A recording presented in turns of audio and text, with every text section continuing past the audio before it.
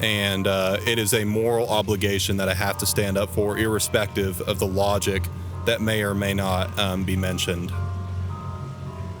Okay. What was the irrespective of the logic that may or may not be mentioned? Is that a... Why would it be that way? Because abortion in its rawest form is killing babies. It's killing people. It is fundamentally wrong. It somewhat worries me if you start this by saying that unrelated to any logic that might be mentioned, you will believe this. So I guess why are you sitting down? Because I want to promote the view that human life matters above all else.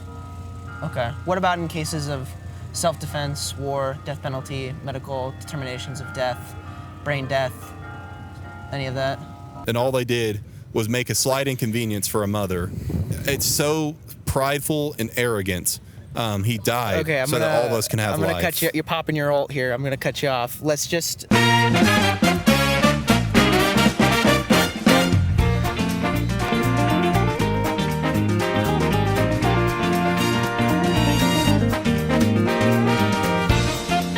Okay, my name is Elijah.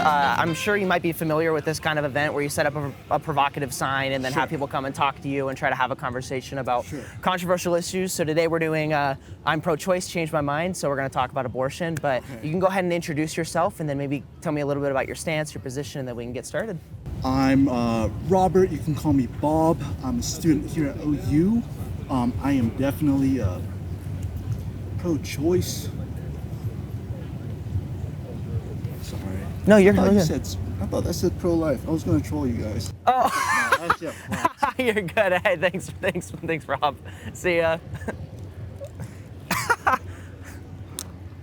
I've got class in 30, so I'm not Okay. take up all your time. I say hopefully this won't take 30 minutes, but hey, I mean we've had some pretty long ones today. Yeah. So. How's it been so far? It's been really good. I think I've only had like one person who I thought was like engaging in a way I didn't really appreciate, but other than that, it's been really, really respectful, which it normally Good. is. I'll do my best. Yeah, just don't. I know these conversations can be tribal, can't Yeah, they? sure. You never know what can happen. So I'm sure you know what this type of setup is. So if you've heard of this, but if you just go ahead and introduce yourself and your position, or if you want to come out, talking about a specific thing, just I guess. All right. Well, yeah, I'll keep it simple. My name's Aaron. I've got class in 30 minutes, and I'm pro-life. Okay, cool. Cool. So I'm gonna try and I guess convince you otherwise. Sure. Yeah. Well, I'll let you know my position, and then you can just attack it where you like. Sounds like a plan. My position is that there's a separation between life and then personhood. So life begins at conception. Someone's calling me as you said that. That's so you funny. Keep going. You keep going. So I'd say that there's a distinction between life and personhood. So life very obviously begins at conception. Okay. But what we're asking is, does this thing deserve personhood rights? Like, when does it become a person, and when does it now get to play into our moral system, is the question that pro-choice is trying to answer. Okay. So what I would say is that in the United States, we're not inherently pro-life. Like, life isn't intrinsically valuable. We change the values of life all the time. Like in self-defense, you lose your right to life because you're impeding on mine, and I get to kill you now because you attacked me or something like that. Or we can go into even a less controversial example, like brain death. Someone who's going to be permanently brain dead. They're alive by all metrics, but they'll never be conscious again, and we're allowed to kill them. The argument would be that abortion fits into one of these categories for X reasons. Mine would be at 20 weeks, we develop a capacity for consciousness, and then that's a good enough reason to support that life. But before that, there are no harms in an abortion, so it should be allowed. Okay. Well, first of all, I'm glad you said that life begins at conception, because not every pro-choice person would say that, because obviously you know Charlie Kirk is. Yeah. There's a debate where he was debating someone who was like about abortion, and she said, oh, well, life begins when you're born. You become a human when you're born. And then right after she goes, oh, well, yeah, I don't agree with abortions right after the third trimester. It's like you just contradicted yourself. Like you just said life begins when you're born, and then you said, oh, well, it's like you shouldn't be allowed to to have an abortion at this time. So it's a direct contradiction. So I'm glad you said that. So for me, abortion's a pretty simple concept. I think that as a society, in America especially, we all agree that murder is wrong. And I think that because abortion is murder, I think that abortion is wrong. It's a very ABC sequence, but where everybody gets stuck at is the abortion is murder part. And I think what it comes down to is definitions. There's a guy called Alex O'Connor on YouTube, I like him who I think you've heard of. he has this argument where whenever it comes to a debate, most of the time when two people disagree on something, it's because they disagree on the definitions of words. And if everyone agreed on the definitions of words, then we would all probably agree on everything, right? Exactly. So what I think the abortion argument comes down to is the definition of murder. And if you look up the definition of murder, I mean, there are some definitions that are objective and some that are subjective. And for the most, I think so. And for the sake of this conversation, we can say that maybe murder has a subjective definition, because some people would say that something is murder when it's a bit of a gray area sometimes. And I think abortion is murder because you are taking a human life. Everyone agrees that it's a human life. And you are eliminating it from the world, and that life has ended, and that's what abortion is. And I think that falls under the definition of murder, which means that because it's murder and murder is wrong, therefore abortion is wrong. So that's my sort of viewpoint on that. Yeah, so what I would do is I would just make the transition from murder. Instead of murder, we just use killing.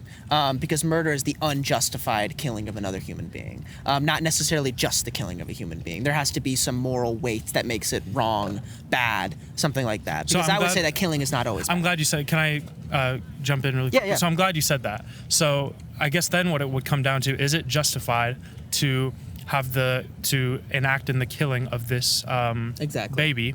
And in my opinion, the right to life supersedes anything, is the right, and it supersedes any sort of justifiable reason that you could give. So I think that there is almost no justifiable reason to end the life of the baby, because then, well, I just think that the right to life supersedes whatever reason you could give. But I would like to I guess hear what you say about so the that. reason what I would say is then the next step for me would be that because there is not a capacity to experience anything, there's not a capacity to experience harms. And so it would be the same as the harms that enact into the world would be the same as me choosing to not have sex. It would be nothingness and then continued nothingness, maybe for the sperm, maybe for the baby, or maybe for the fetus, something like that. It'd be nothingness and then continued nothingness. So because there are no harms of an abortion, the positives of an abortion, which would be like the financial benefits, the body changes avoided, whatever, maternity leave, whatever you want,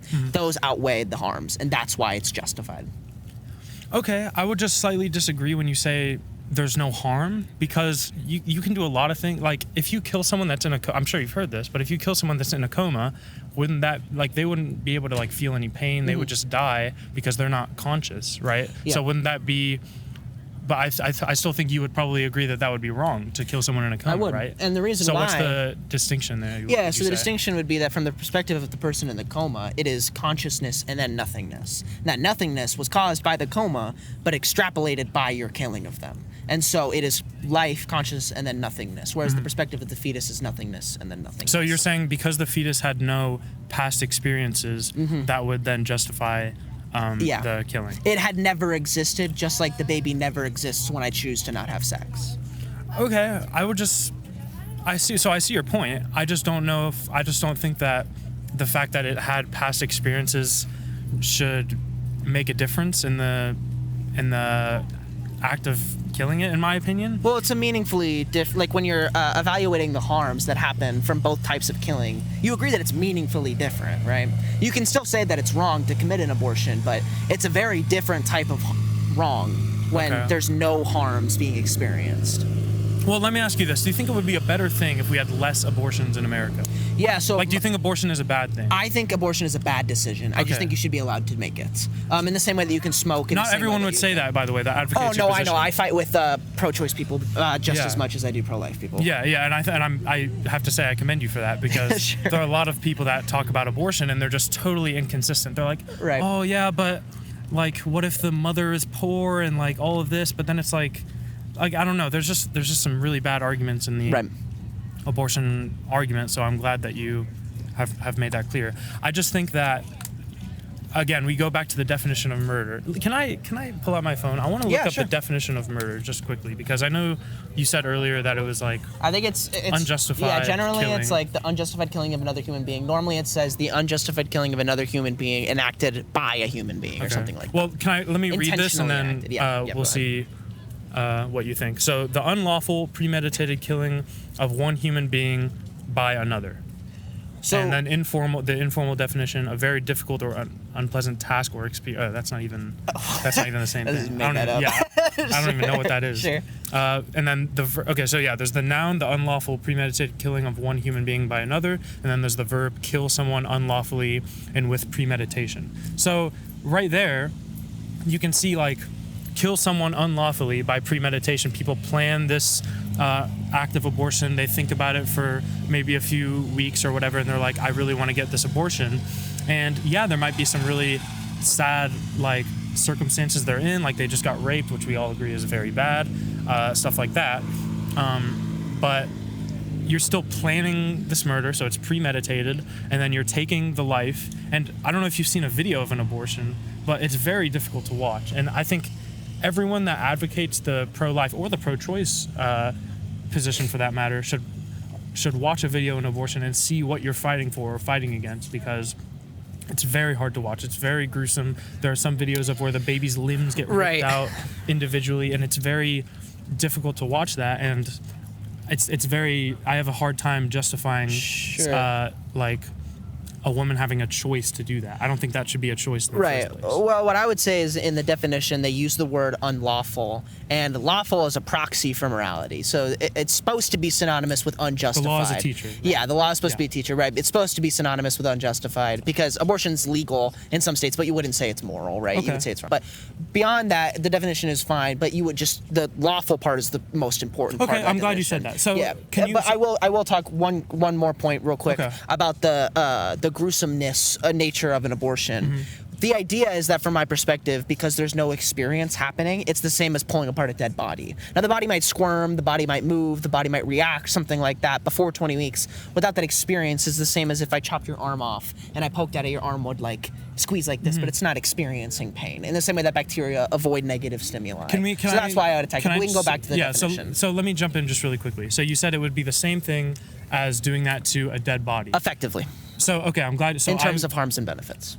Okay, so I respectfully disagree with that. I think that when it comes to human beings, you live on a binary. You live on either dead or alive. That's the binary. You're either dead or you're alive. There's not really, there's a middle ground where like you can, like you're about to die and then like a doctor can save your life or something like that. But I think in general, I'm alive, and then someone who is I don't know if that's necessarily true. You don't think that's true? I think I would fight you on that, yeah. Okay, well, basically the point that I'm trying to make is when it comes to a baby in the womb, you said 18 or 20 weeks or something like that would be your cutoff. When a baby is 20 weeks in utero, that baby is alive. That baby is not dead, and then all of a sudden after 20 weeks, boom, it becomes alive. And I think that's an important distinction to make. I know you brought up like past experiences and like how that makes the killing more justified. I just disagree. I think that if it's alive, it's alive, and if you kill it, then that's the murder of a living being, and I think that's wrong. Yeah, so the distinctions that I made earlier between life and personhood, you would say that like a brain dead person is alive, but we can kill them. You can say that like under certain situations we can kill people because they violate our rights to something, right? They're alive, but they're not. What I would say too is that like where you've switched the conversation now is we're talking about valuing something because of a characteristic, whereas I'm talking about the morality of something because it has an ability to do something. And those are two different things. So what I would say is like you can say that you value life, but without a metric to exclaim why, it becomes like difficult. Like I can't really fight you on what you inherently value, but I can fight you on the fact that there are no harms committed in an abortion because there's no experience to be able to experience it. And what you would posit is that, it's just harmful to kill something. And I would just say, well, I just disagree, because you can kill a brain dead person. That's fine. You can kill, without experience. So I'm glad you said that. So killing a brain dead person, okay, I feel like that's a little bit different. The reason I think that's different is because when you take a baby in utero after 20 weeks, that baby has a heartbeat and it has brainwaves. So that baby is not brain dead. So I think that if you take a brain dead person who's out of the womb and they're like 28 and they're brain dead or whatever, I don't think that's an equal comparison to a baby in utero after 20 weeks, because that 20-week baby is alive. It has a heartbeat and it has brainwaves. And I know you don't hold this position, but a lot of pro-abortion people will say, oh, well, it's not alive and it's not a human, and then they'll be like, oh yeah, but it's okay, like I don't think we should abort them after the 3rd trimester. At the same time, they just call it a clump of cells. It's very inconsistent. Sure. I know you don't hold that position exactly, but yeah, I think it's a false equivalency is what I'm trying to say. I think it's a false equivalency to compare it to someone who's brain dead because they have brainwaves. I wouldn't say it's the same thing. I would just say that it's pointing at a factor of what you're saying, which is life. But we have situations where we kill life all the time. Now, you can say that the situations are different, and that's fine. But what I would say is that, again, you've moved it from experience that it can work with to an inherent value based on a characteristic. And I just think that, like, you're not meaningfully communicating why that should be the case if it can't play around in this harms benefits. Okay, can I ask you a question? Yeah. So can you give me a reason for why it would be okay to kill somebody? Not murder somebody, but kill somebody. Like if I were to kill you, I'm not going to do that, obviously. Sure. But what would be a good reason for me to do that? In the state that I'm in right now? Or in any state, just in any state. Yeah, any state. A good reason would be because you're going to be brain dead for the rest of your life. You will never experience anything again. You're alive, and I can kill you justifiably and morally. Okay, so that's one. So what else? Can you give me another reason? My argument would be before 20 weeks. Okay. Self-defense is a good one, because the thing is that there's two types of things that we're fighting right now. So there's the one where it's like, can I kill somebody? But then there's the other of like, what is a human? Like, what are we valuing? And so it's like, it's already hard because when you say, give me a reason that I can kill a person, that's already like morally loading the fact that they're having a conscious experience. But imagine a person who had never existed consciously ever. And then you ask the question, can I kill this person? It becomes very different. Okay, so I hear what you're saying. So I'm going to say something and then I'm going to ask you two questions just really quickly. So I think the big sort of disagreement we have is whether or not the past experiences that somebody has is relevant to the morality of their life. And I don't think I'm going to be able to convince you otherwise, which is okay. Sure. But I just want to ask you just a few questions. Yeah. So the first question, do you think it would be a good thing if there were no abortions in America? So like there was never a case where abortion was justified. We lived in this perfect world and no one would be aborted. Absolutely. Do you think that would be a good thing? I think that'd be I'm glad to hear you say that. Yeah. The second question is, are you in support of the death penalty? I haven't thought about it too much, honestly. Okay. So my guess is yes. But, so you are, so I'm glad you I'm glad you said that. But because I haven't thought I think it's very contradictory when people say that they are like AOC, for example, tweets out like every half a year, abolish the death penalty, and then at the same time she supports abortion. I think that's a very contradictory. Well, I think killing somebody, stance. Killing somebody because they committed an immoral action requires a significantly higher like moral justification than killing something, which I would say is something that has never experienced before. Because again, you would look at the harms. So like killing somebody who's in the death penalty, it's like, well, there's a lot of harms that are experienced from that. Whereas in the case of the abortion, there are none. So I would say that they're meaningfully different. But I agree with you. I think it's kind of inconsistent, but okay. Well, I can see it though. Okay. Well, I think we found a little bit of a middle ground. So yeah, I thought, to be honest, coming up here, I thought you were going to be like some radical. Like, no, I know. Abortion is totally fine whenever you want. That's what I was saying. I end up fighting with more pro-choice, not more, but I end up fighting with pro-choice people probably about as much as I do pro-life. I'm glad to hear that. But it was good having you on. Thank you for coming and chatting. Yeah, absolutely. Have fun at class, man. Yeah, thank you. Sorry about your phone. Yeah, no problem. All right, thank you. Yeah, see ya. I can tell you a little bit more about my position, but I'd love for you to introduce yourself and maybe say your position, and then we can just start the conversation from there. Okay.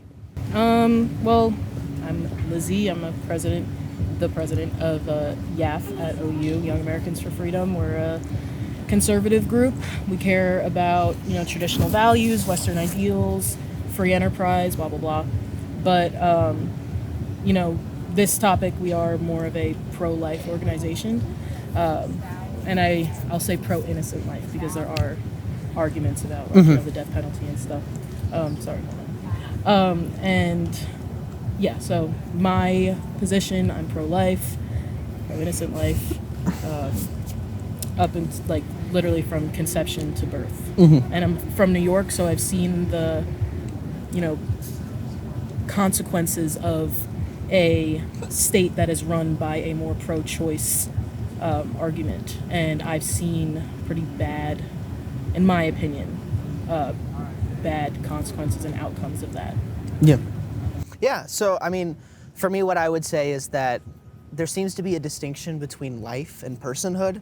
And so what I would say is that personhood for me starts at about 20 weeks when the life develops a capacity to deploy a conscious experience. I think that in a lot of our legislation, we're not necessarily pro-life. Like, I mean, you use the innocent bearing, or you use the word innocent to kind of distinguish these two things. So innocent to apply to a fetus seems kind of, I don't know what capacity a fetus has to be innocent without the capacity to make any kind of choice, like is a tree innocent? But beyond that, what I would say is like, you might have examples of people who are brain dead and they're going to be permanently brain dead for the rest of their life, but legally and morally we're allowed to pull the plug on this person even though they are alive by all metrics. And so I guess for me, what I'm working with is that instead of talking about inherent value, which is something that not everybody necessarily agrees with, especially in philosophical circles, I like to talk instead about harms and benefits. And I don't think that something can be harmed without the capacity to experience anything, let alone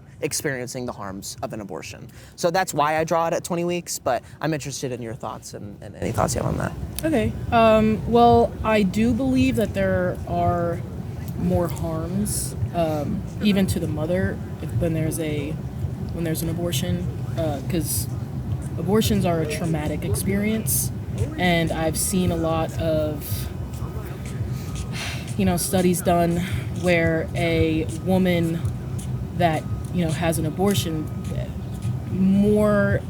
I've seen a lot of stories and stats where a woman would be more prone to suicidal thoughts or depression after they do late term or really any kind of abortion, and certain types of abortion like the pill, chemical abortion, and I understand you said 20 weeks, but past 20 weeks where they rip the baby's limbs, that harms the baby and also harms the mother, usually. So, and also when you say personhood, that baby in the womb, I don't think it really matters if there's a personhood, because you can really there are people that with Charlie Kirk, people called him like a Nazi. They took his personhood away from him, so they thought, okay, well, not they, that one terrible person took his life, and it was fine at that point because he was a Nazi. He wasn't a person. He was a disgusting thing. So people do that a lot to babies too in the womb. They call them parasites. They call them fetuses instead of a baby, which it is, because it doesn't really matter what stage. It's still a person. It's still a human being, because the species doesn't change. So, in my opinion, the personhood doesn't exactly matter, because we can take a personhood from someone that's like 32, like Charlie Kirk. And if we just look at what they are, they're a human being. That's a baby. You're taking the life away from that. Yeah.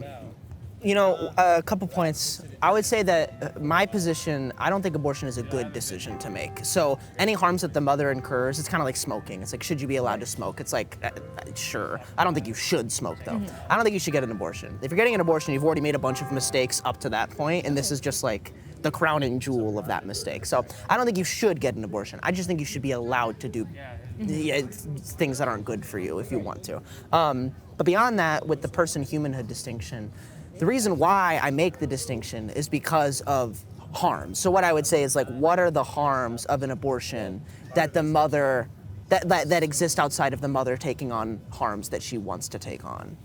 Like, what harms exist when you commit an abortion? The thing is that there are a lot of misconceptions when it comes to abortion, because a lot of the pro-life argument is like, no, you'll quick in and out, like, yeah, it'll sting, or it won't be that bad. It'll only take a few days to get over. But what the reality is that it's much more than that. Yeah, and I would say that, the perceived benefits of the mother, they don't actually have to happen. That's why you can make bad decisions. So, right, yeah. like, what harms exist outside of the harms that happen to the mother because she made a dumb decision? Like why should it be illegal to make this dumb decision? Well, it's instead of the mother, we could talk about the baby. Yeah. So it's harming the baby because it's killing it. Sure. Or there are quote unquote botched abortions where, I understand it's a very like rare instance, but those babies are harmed for life. And that is not of their decision. None of this is of a baby's decision. Yes, I understand that you said that they don't have, they can't really be innocent or guilty, but in my terms, innocent is they haven't done anything wrong. They're just living, and the consequence of them just living, or what the mother decides to do to them just for being alive is to kill them, or permanently alter their lives forever if they end up having an abortion and it's botched, or Right. Well, in that case, it wouldn't be an abortion. It would be because the baby's alive, right? But in like a legal stance, when abortion is completely legal, that's the harm. Okay. Maybe you could say that I don't even know if that has a lot of bearing because all medical procedures have the opportunity to be botched, right? So you can sue the medical company, whatever. Right, we have but recourse for that. Sorry, I apologize. No, you're okay. This would be harming the baby that is not making that decision, so the baby can't really sue. The mother can sue, but if the mother wants to get that abortion, it's not like she really cares about the baby anyway, or like it's not like she really cares about delivering that baby. Yeah. So the baby can't sue. The baby can't say, "Hey, I didn't want this. I never wanted this. I just wanted to be alive." Yeah, I would instantly qualify this as not being an abortion because a fetus wasn't killed. But, you know what I mean? right, totally. But if you say that this is an externality of the legal, what you could technically say is that like an externality of legal consequences of allowing abortion is that people are going to have less kids and that's going to lower our population. But that's not the types of harms that I'm really talking. Those are externalities of abortions done wrong. But the done wrong is pulling a lot of weight. Okay. When I'm talking about if we were to find a way to legally, which we would, if you botch an abortion, you are legally punished for this. So we already have standards to do something against this. But if you were to allow that, or if we could find a way to legally bar that, you still wouldn't be okay with the rest of abortions. Mm-hmm. So we should talk about those maybe, right? Totally. As an actual extension of what's happening. Okay. Then other than just the harm of the baby being killed. Which I don't think is a harm, by the way. I don't think it can be perceived as a harm, because from the perspective of the fetus, it's nothingness and then continue to nothingness, and then somewhere in the middle, an abortion had happened. Whereas, what do you mean by nothingness? It's from the perspective of a block of concrete. Can I steal your mic for a second? Oh, sorry. Is there something wrong? No, y'all good. Y'all can keep going for a second. Oh, okay. Are you gonna be able to hear her? Yeah. Okay, I'll kind of hold this in the middle. Oh, sorry. Sorry, but by nothingness, I mean the perspective of a block of concrete with 0% consciousness before 20 weeks. It's nothingness and then continue to nothingness, which I'll remind you is the same type of harms that exist when I choose to not have sex. Mm-hmm. The sperm experiences nothingness and then continued nothingness. The reason why this doesn't feel the same is because obviously there's a difference between sperm and a fetus, right? But when you're talking about harms, I don't see how where the harms are. Sweet. Well, It'll be I guess on I would YouTube. just disagree on the nothingness of His name it is because Elijah there is Moore. an entire process. I understand. Sorry. Thank you. Yeah, of course. Sorry about that. I understand that the conscious argument, but you also have your argument of when someone is brain dead, they're not conscious. That's still a person, and they're not nothing. They're not. It's not like a nothingness that it's happening to them. There are still systems that work, and still there's still a potential of them getting out of that, or I guess not brain dead, but fetuses. There is a potential of them, developing and becoming a person. So, and that entire development isn't a nothingness. Yeah, I would say that a lot of the language in that is kind of loaded, like when you say them or person. So from the perspective of the brain dead person, it would be life and then nothingness, and that, or there would be experience and then nothingness, and then nothingness happened when they were brain dead. Right. If you kill them beyond that, it's still life and then nothingness. But from the perspective having never had, or from the perspective of the fetus having never had any experience, nothingness is all they've ever known. So nothingness is not, you can't compare nothingness to experience. Okay, you know what I mean? It's understand just that. like, yes. like right now, my future kids are experiencing nothingness, and they're not even conceived yet. Okay. And if I continued that nothingness, there would still be no harms. Okay. I guess I would just disagree on that. Are you saying that like experience equals life? Because, or just like, what do you? Yeah, I would say that science says that life starts at conception. But what I'm saying is what we value is different than life. Oh, okay. So Yeah. you value the experience? Yeah, and when we're talking about like what is a life and what is valued, whether we believe it or not, it's experience. That's why we don't worry about the ground when we step on it, that it's Right. gonna, or a tree when we chop it down. Okay, but the difference is that a rock and a tree can never experience anything. Like they can never have consciousness. What I understand and what I see is that a baby has the potential, or a baby in the womb has the potential to experience things, and you're completely stripping that away from them when you have the abortion. I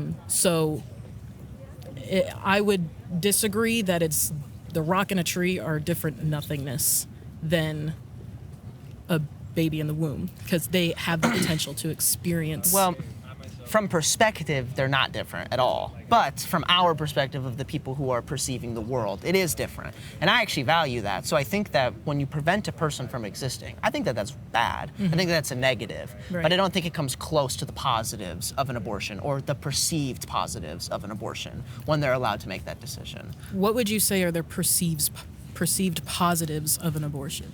Whatever reason the mother thinks that they should. So like it would be like maybe saved finances, permanent body changes avoided, the labor process, the maternity leave, whatever list of things they might gain from aborting it. You would say that trumps over letting a person live. Because then letting a person exist, because from my perspective, it's the same as not having sex. So I would say that it trumps the no harms that exist, right? That are perceived by something. So by not having sex, it's the same thing as getting an abortion. I mean, from a perspective, the only thing that we're missing is there was a person, or there was supposed to be a person, and now there isn't. Right. But that exists in every decision you make. right. I would just have to disagree, because then they, like, with financial struggles, they can get out of that. And there are so many ways that not even just the government, but a lot of systems are in place to help a pregnant mother that is in a financial crisis, or if they don't want to raise the child just at all, they don't think that they have the mental capacity. There are so many people that want to raise a child. There are people that not just in foster systems, because we all understand that foster system is terrible. There are people that are in line saying, I want that baby. I can't have children of my own. And they are willing to take on that responsibility. And I mean, the body, the permanent body altering, I think that's, I'm sorry, this is, they made the decision to have sex. They made that decision to permanently alter their bodies. I know these people are not dumb. Like, they know what's going to happen after they have sex. That isn't a proper way to say, no, because they don't want stretch marks, because they don't want, a potential, they don't want their body to permanently alter, then they can kill a baby. In my head, that just doesn't equate. The baby's life is much more important than that mother's physical appearance, or any. I understand pregnancy is also a traumatic experience to the body, but again, that's the mother's decision to have that, to have intercourse, to potentially get that traumatic experience, have that traumatic experience, and I just, in my head, it just doesn't trump the baby's, decision, or that doesn't have a decision to be alive, to be murdered. You know? Well, I'll say a last point, and then I'll let you get the last word. But you're not going to actually find me disagreeing with you on the fact that they chose to have sex. I actually agree with you. Okay. I get a lot of flack from pro-choicers for believing in that. But what I will say is, and this is going to get a little cringe, but this is where choice comes in. It's like once you've assessed that there are no harms that can be experienced, it's kind of now up to the mother to decide if she wants to do that stuff. Now, you can make bad choices, and I think that people should be allowed to do that. And that's what I would think an abortion is a bad choice. Right. But I don't think that it should be illegal, and I don't think that it should be stopped, because I think the mother should have a choice to do that. Because again, from the perspective of the fetus, it is nothingness and then continued nothingness. And so that's the same harms that exist when I just choose to not have sex, and it's pro-life people that are putting the value on the literal object in the womb, which I don't even disagree. Like, intuitively, I can kind of understand where they're coming from, but I don't think you should be legislating off of something like that, especially if there's not a moral system that supports that. Okay. Because not everybody agrees in inherent value. That's already like a kind of controversial thing. But beyond that, this is already like too much, and I think they should have the choice to make a bad decision if they should, especially since the harms, the harms are only perceived by the people who are already conscious, and those harms are perceived by the mother when she imagines what her kid would have been like. Right. That's the only harm that exists, and so I think the mother should be able to take on that harm if she wants. Okay, I definitely understand that argument. I mean, I've, as I told other people, like my mother and my sister, they are more on the pro-life, but they don't agree with the legislative. Like, they think that people can do whatever they want. This is America. Yeah, sure. But in my head, legally, America has also made a lot of mistakes when it comes to legal action. Like, I mean, this is a taboo subject, but even when it comes to slavery, it was legal at a point. Yeah. It was, do what you want. This is, your property. You could do whatever you want. But then people realize morally it's wrong. And I feel like there are parallels when it comes to that argument that, okay, this is a baby / property, or this is a fetus / property, and the owner / mother has the right to do whatever they want to their body / property. Sure. So, like, I understand that argument. I've had this argument with my mother and my sister, and when it comes to that, yes, people have the right to do whatever they want. This is a free country. This is America. But morally, in my head, it's just wrong. Not even just from a religious standpoint, because I've developed this opinion before I understood about my religion. Yeah. It's more just morally. Sure. And understanding right and wrong in my head. And also I understand I don't want to stay here for too long, but, there are also cultural negatives when it comes to abortion, because even the founder of, Planned Parenthood, who wanted... Eugenics? I'm sorry? Eugenics, right? Yeah, no. She... Well, she was just a KKK Klans person. Oh, chiller, yeah. Yes. Sure. And she wanted abortion to be general, like more, mainstream. So more minority groups, like, African Americans, would have more abortions. And now we can see that today, that there are more African Americans having abortions than any other race. And honestly, that woman was successful. I'm forgetting her name. Margaret Sanger? Yes. But, in my head, that's more of a negative, not even just physically, mother, baby. Culturally, it's been a pretty bad negative. Sure. Well, I don't want to let you say too much that doesn't get responded to. But it was awesome having you on, Liz. And no, you're totally good. It's awesome having you on, and this was a great conversation. Thank you so much. I appreciate you doing this. Really. Yes, yeah, of course. I haven't seen many people on this side doing stuff like this. Yeah. So I really do appreciate it. Yeah. I appreciate you taking the you taking the time to have conversation. Yeah, no problem. Thank you so much for chatting with me. Have a good day. Yep. I won't be here all that long. Okay, no problem. Well, my name's Elijah. I'm sure you're familiar with a concept like this where you Yes. provocative and talk to people. So Yes, why don't I'm you go ahead and very introduce your name if you'd like to say it, and then your position, and then we can get talking. Okay, my name is Rylan. My major is Geographic Information Sciences. I'm here at OU representing the OU BCM on my behalf. I'm representing the Christian population on this campus, and I would just like to make a claim immediately that abortion is fundamentally wrong. It deprives people of their right to life, and it is a moral obligation that I have to stand up for, irrespective of the logic that may or may not be mentioned.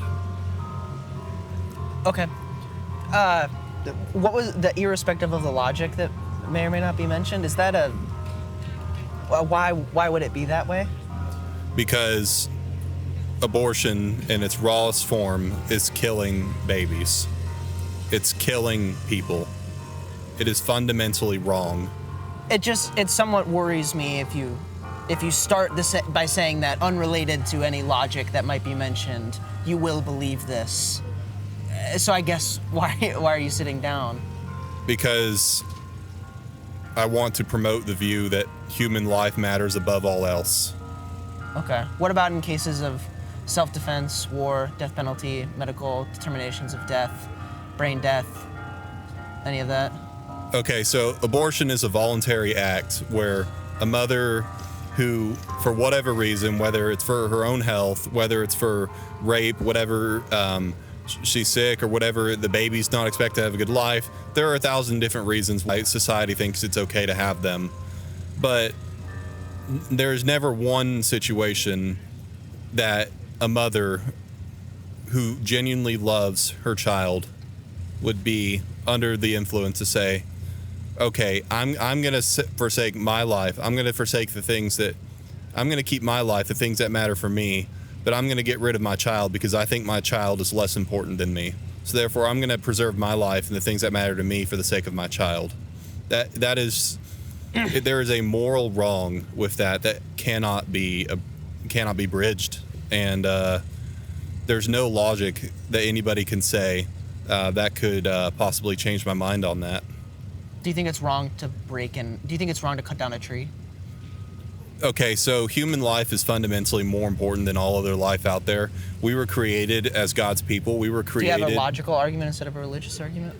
The Bible is the most sold book in history, and the Bible says that human life is superior to all other forms of life, and human life should be protected at all costs. If the Bible told you that stealing was okay, how would you reconcile that difference? Okay, so first off, it doesn't. And secondly, if the Bible did say it was okay for some reason, then I would start stealing because the Bible would give me the leverage to do it. However, it doesn't, and that's a sign. Does that not worry you at all? Because the Bible could be saying things that are wrong, right? It could, but it doesn't. How do you know? What metric are you using to decide whether or not the things in the Bible are right or wrong? Okay, so tell me, so the Bible has spanned over 6,000 years. It has manuscripts from dozens of different languages over different time periods. It has many authors that have all cross-verified it being true. And we know that through all the evidence, you can look at all the archaeology, all the science, all the plants, all the life. You can look at every single scientific piece of evidence, and you cannot, with all the scientific evidence put together, deny the existence of the Bible. It's impossible. Well, yeah, the Bible exists. Right. So, how would something? You can hold it in your hand. So, how would something that has been around for that many years, that has accurately predicted the coming of the Messiah, which even the critics of Jesus prove that he exists. Even how can someone take all this into account, everything that the Bible said that has an implication on the world, it either has happened or it hasn't been proven false. How can any reasonable person say that the Bible is not correct? The Bible's an awesome book. You're not going to fight me. You're not going to find me fighting you on that. But that doesn't mean that it's true, and that doesn't mean that there might not be mistakes in there. My argument is that if you have no way to verify or falsify the things that are in the Bible, morally speaking, like these moral truths, you're just being indoctrinated. Because it's the same thing that Muslim religions, they read the book and they think, gosh, this is gospel, how could God be wrong? I'm not saying that the Bible's wrong. I think the Bible's an incredible book, and I think that it teaches morals very effectively. But what you're saying is, I'm going to follow the Bible no matter what, and you just said it, that the Bible told you to steal, you would steal. Yes. The argument is that there might be things in the Bible right now that aren't described well, or that you're misinterpreting, or that are wrong, that are essentially telling you to steal, that you might be following now. Which Right. is why I think you should have a second system that assesses the morality of the Bible. Well, the second thing that you're talking about is the Spirit of the living God. And I'm talking about gives, logic, is what I would hope it would be. Well, there is logic that God gives us and gives everybody who exists. And that logic, there's a moral code that's written on everybody's hearts. It's part of a thing called common grace that God gives to all people. And underneath the common grace is the moral objection to preserve and keep life, which the Bible mentions in multiple different places. So for that reason, there's no way that I can morally defend abortion. And logically speaking, it is faulty in everywhere it is mentioned. I guess I just don't know if you're not willing to engage in a logic outside of religion. One, legality is not mandated by religion, thankfully, but we can't, like, you know what I mean? Like, what kind of ground are we supposed to get here if you can't engage in a system outside of what God tells you is true and not? Okay, so the United States Constitution, one of the three basic rights is a right to life, liberty, and property, right? Except for in cases of self-defense, war, medical determinations of death. It doesn't brain say death. that. Doesn't say that in the Constitution, does it? No, but we end life for those reasons all the time. Right, but if you have a right to life, the government Which can those take people do. the government can take away your right to life Which is what they would be doing if you with the impede fetus. on the rights of others. But how is a baby inside of a mom who has no control over anything in the world at all? How can you justify taking that baby's life? How? Because it's impeding the rights of the mother? Do you need it better? Do you mind just holding? Oh, yeah. Okay, but the opposite point can be made too, that taking away the mother choosing to take away the baby's life is interfering with the baby's life. So you can make the same point in the opposite perspective. So what makes the mom more important than the baby? What you would say is that the fetus is meaningfully different, especially before 20 weeks, which is my argument. Without it a capacity to deploy consciousness, the experience is the same as a block of concrete. It's the exact same. So there's no experienced harms that happen. So calling it a life is a somewhat meaningless distinction, just as a brain dead person is alive, but we can pull the plug on them because there's no more conscious experience. You'd use the same argument for a fetus. Okay, so a sapling of a tree, it's not fully grown yet, but it has all the properties of a tree, does it not? Not yet, but what the difference is that I'm talking about consciousness. I'm talking about a capacity for consciousness, which allows us to engage in a moral system of harms and benefits. Okay, That's so we why live that in a line is democracy. important. We live in a democracy where each person is fundamentally no less valuable than another, right? No, I just gave you examples of self-defense, brain death, a bunch of war. So we disagree. So some people are inherently more valuable than others. Yeah, and the law defends this. Same with our morality in cases of brain death. Okay, but this baby did nothing wrong. This can't baby do did not anything at all. This baby did not deserve to lose his life or When her you say life. its life, that's a very morally loaded thing, because without perspective, I don't know. I didn't say know it's. who I has said his the or her. ownership. I didn't say it's. I said his Who or has her. the ownership in his or her? Who has the ownership? Who has the ownership of the life? God. God made that life come to be. We're back at the. I don't know how I'm supposed to penetrate this kind of. Like, you win because God says so, right? You know what I mean? Like, there's no conversation to be had here if you can't engage in logic. So what are the moral justifications of abortion? The lack of experienced harms, the impossibility for there to be experienced harms in an abortion.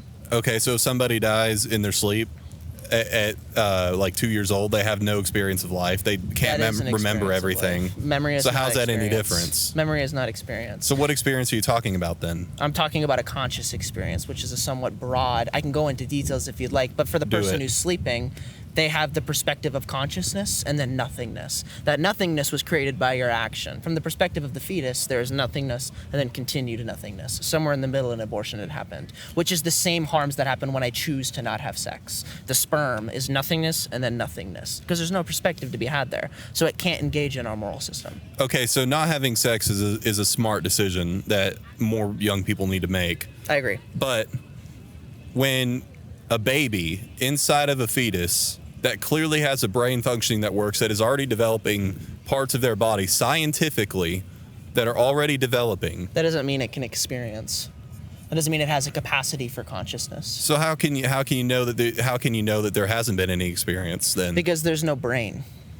Once the brain can, once the factually incorrect, there is a brain. No, there's parts of a brain, but so not that until makes 20 it a weeks brain, when the does it not? No, an amygdala is not the brain. An amygdala doesn't experience. The parts of the brain connect at 20 weeks when the hypothalamus connects the rest of the brain to create one cohesive unit. That cohesive unit is why when I chop off your arm and I poke at it and it squirms like this, you don't say the arm is experiencing pain, because there's no cohesive unit that catalogs it as experience.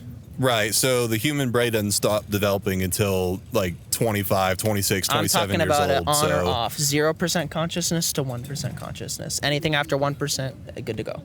Okay, so it's an imaginary line. See, that's the problem. There's no imagination. There's a vague interpretation, which is why certain states have certain abortion limits, is because they have a vague interpretation and say, okay, now that 1% is here, now it's life, 0.5% is life, 0.2% is life. And it's like any percent is life. Any percent is life. Okay, so from the moment of conception, you instantly gain 0.5%. No, you don't, because there's no brain. There's no conscious experience happening. The brain isn't the only thing that develops, though. There's so many other things that are developing. It's about conscious experience, is what my metric is. So there are hundreds of other ways to measure that. I mean, the body is consistently growing the entire time. That doesn't mean it's conscious. That doesn't matter, though. That's what I'm positing matters. Why does it matter then? Because that's when it can engage in a moral system of harms and benefits. Without the ability to experience, it can't experience a harm. Just because it can't experience a harm doesn't mean it isn't going through it. That's exactly what that means. That's not what that means. When I step on a block of concrete, am I harming it? Yeah, but a block of concrete isn't made of life. That's a meaningless So you think that an object made out of you can use a rock tree on instead. the earth. Tree is alive. Or a bacteria. Bacteria are alive. Like, again, human life is fundamentally more important than all the other forms of life. Because of and I the think that's a basic argument that everybody can agree upon. Because of consciousness. Mm-hmm. So you think that capacity to deploy consciousness. You think because a human is not fully able to be conscious that it is not a human, that there's at some point in the imaginary line of time where a fetus becomes a human, that prior to that point it's basically an animal. It's whatever you think it is, and after that, all of a sudden now it's equal to you. Is that really what you believe? That's what science would believe, right? That's what all pro-choice people would believe, that there's something meaningfully different. I agree with you that it's alive, but so are bacteria, trees, pigs, plants. What I'm concerned about is its ability to engage in our moral system, which is harms and benefits. Okay, so a baby trapped in its mother's womb cannot do anything good or wrong. It cannot. So that's pointless. It can't engage in anything. I'm not talking about engaging. I'm talking about an ability to experience, because it can experience harms. So what about all the old people who have like dementia or stuff like that? They're still experiencing it. It's just at a lower not by their level. own control. It's just no. I'm not saying I experience harms in my own control. If you poke me, it's gonna hurt. I don't control that. That's just how it is. Right. So killing is okay because they can't feel it and they can't render it. You can morally load it as much as you want. That sounds like a really good I have argument. a feeling you understand my position. You can morally load the words as much as you want, like killing and baby. That doesn't bother me, but my position is clear and I think you understand it. Yeah. I just think it's horribly wrong. I think it's morally evil, and I think that you should be fighting against those medical doctors about brain death. Yeah, and we are. We are. You're fighting against being able to pull the plug on permanently brain dead people? Yeah, we are. Is that a real fight? Yeah, it definitely is. There are people all over the Christian spectrum who will unilaterally agree that abortion is bad, that unnecessary war deaths is bad, that killing, the assisted suicide stuff that's going on in Canada, that's bad. That all over the world there are hundreds of thousands, if not millions of people dying for things that they should not be dying for. Abortion just happens to be the largest one here in this country. There's a genocide where 900,000 Americans a year are dying. And the current administration is funding Israel, who also allows abortions to be a thing. It is morally wrong. It is morally wrong how we are not only allowing people to die for things that they cannot control, but we are endorsing others who do the same.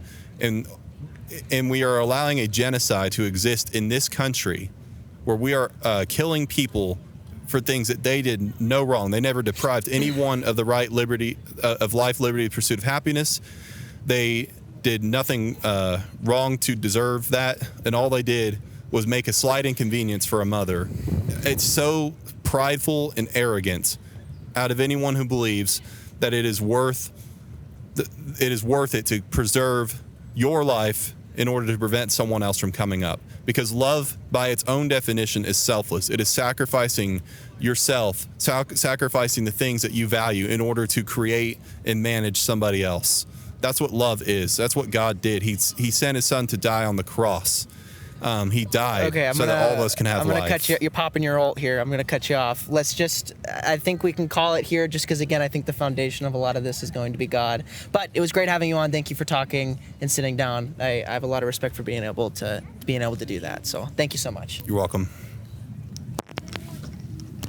You're Elijah, right? Yes. Are you one of Jacob's? Nice. Yes, yeah, sir. nice to meet you. My name's Cooper. Cooper, nice to meet you. Yeah, so I'm with Norman Students for Life. Okay, yeah. I really, really, really like Jacob. So him and me had a conversation, and I thought that it was super respectful, very smart guy. Awesome. So Awesome. I'm hoping that he sent a good representative. I listened right? to the podcast that you guys did. Oh, sure. I don't think I got through the whole thing, but I got through like the large. Yeah. So.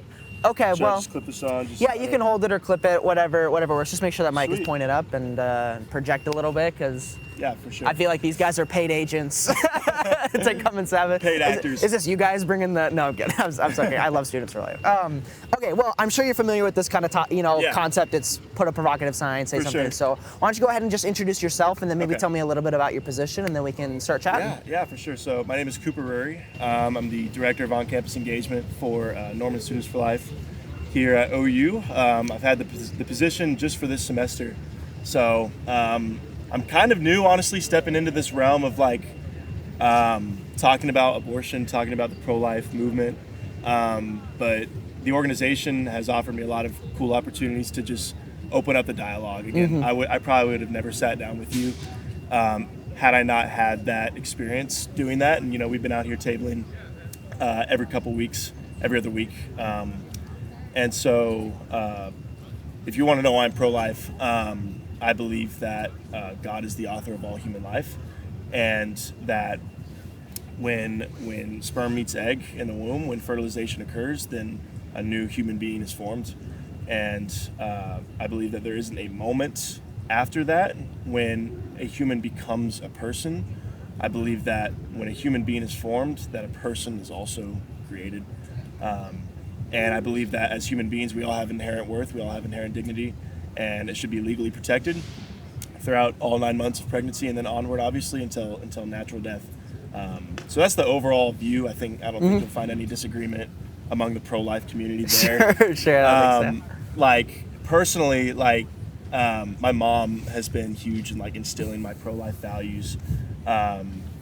She's kind of taught me this is why we hold fast to the sanctity of life, and these are some of the reasons why we think life is important, is because God is the author of it all. That's the overall idea. Yeah.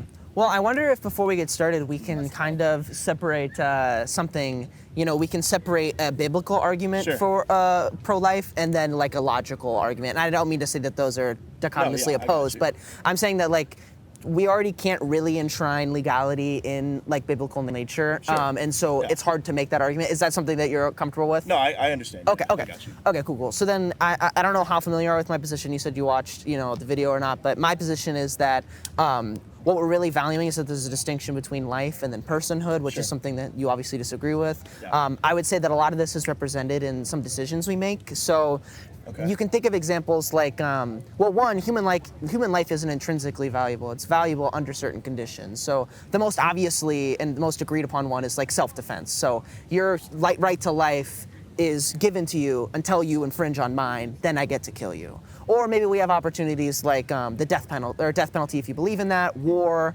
But if we get a little even medically about it, we can say like if somebody were comatose and we know that they would be for the rest of their life, we're legally and morally allowed to pull the plug on that person. But by all metrics, they're alive and they're a life. So what happens to the value then? My argument would be that value starts at 20 weeks when we develop a capacity to deploy a conscious experience. So essentially when consciousness starts, we can talk about what that means, but essentially when consciousness starts, that's what we're valuing. That's how we decide when people die. That's why brain death is death, even though they're alive. We call it brain death.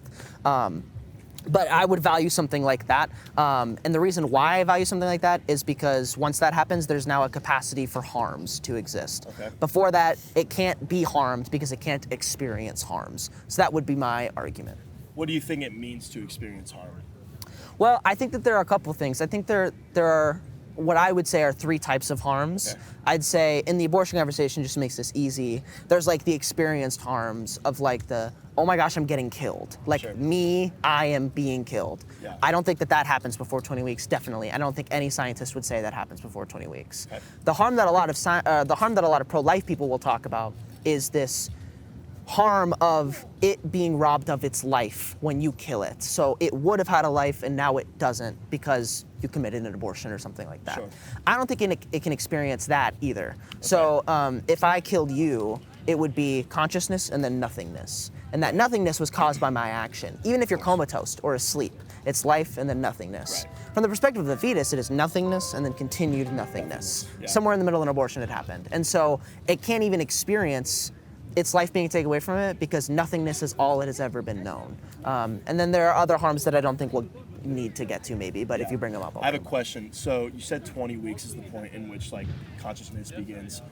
I've also heard, and it's my understanding that you kind of take Destiny's position on the whole I argument. describe it differently than he does, Okay. but I could see that, which is good.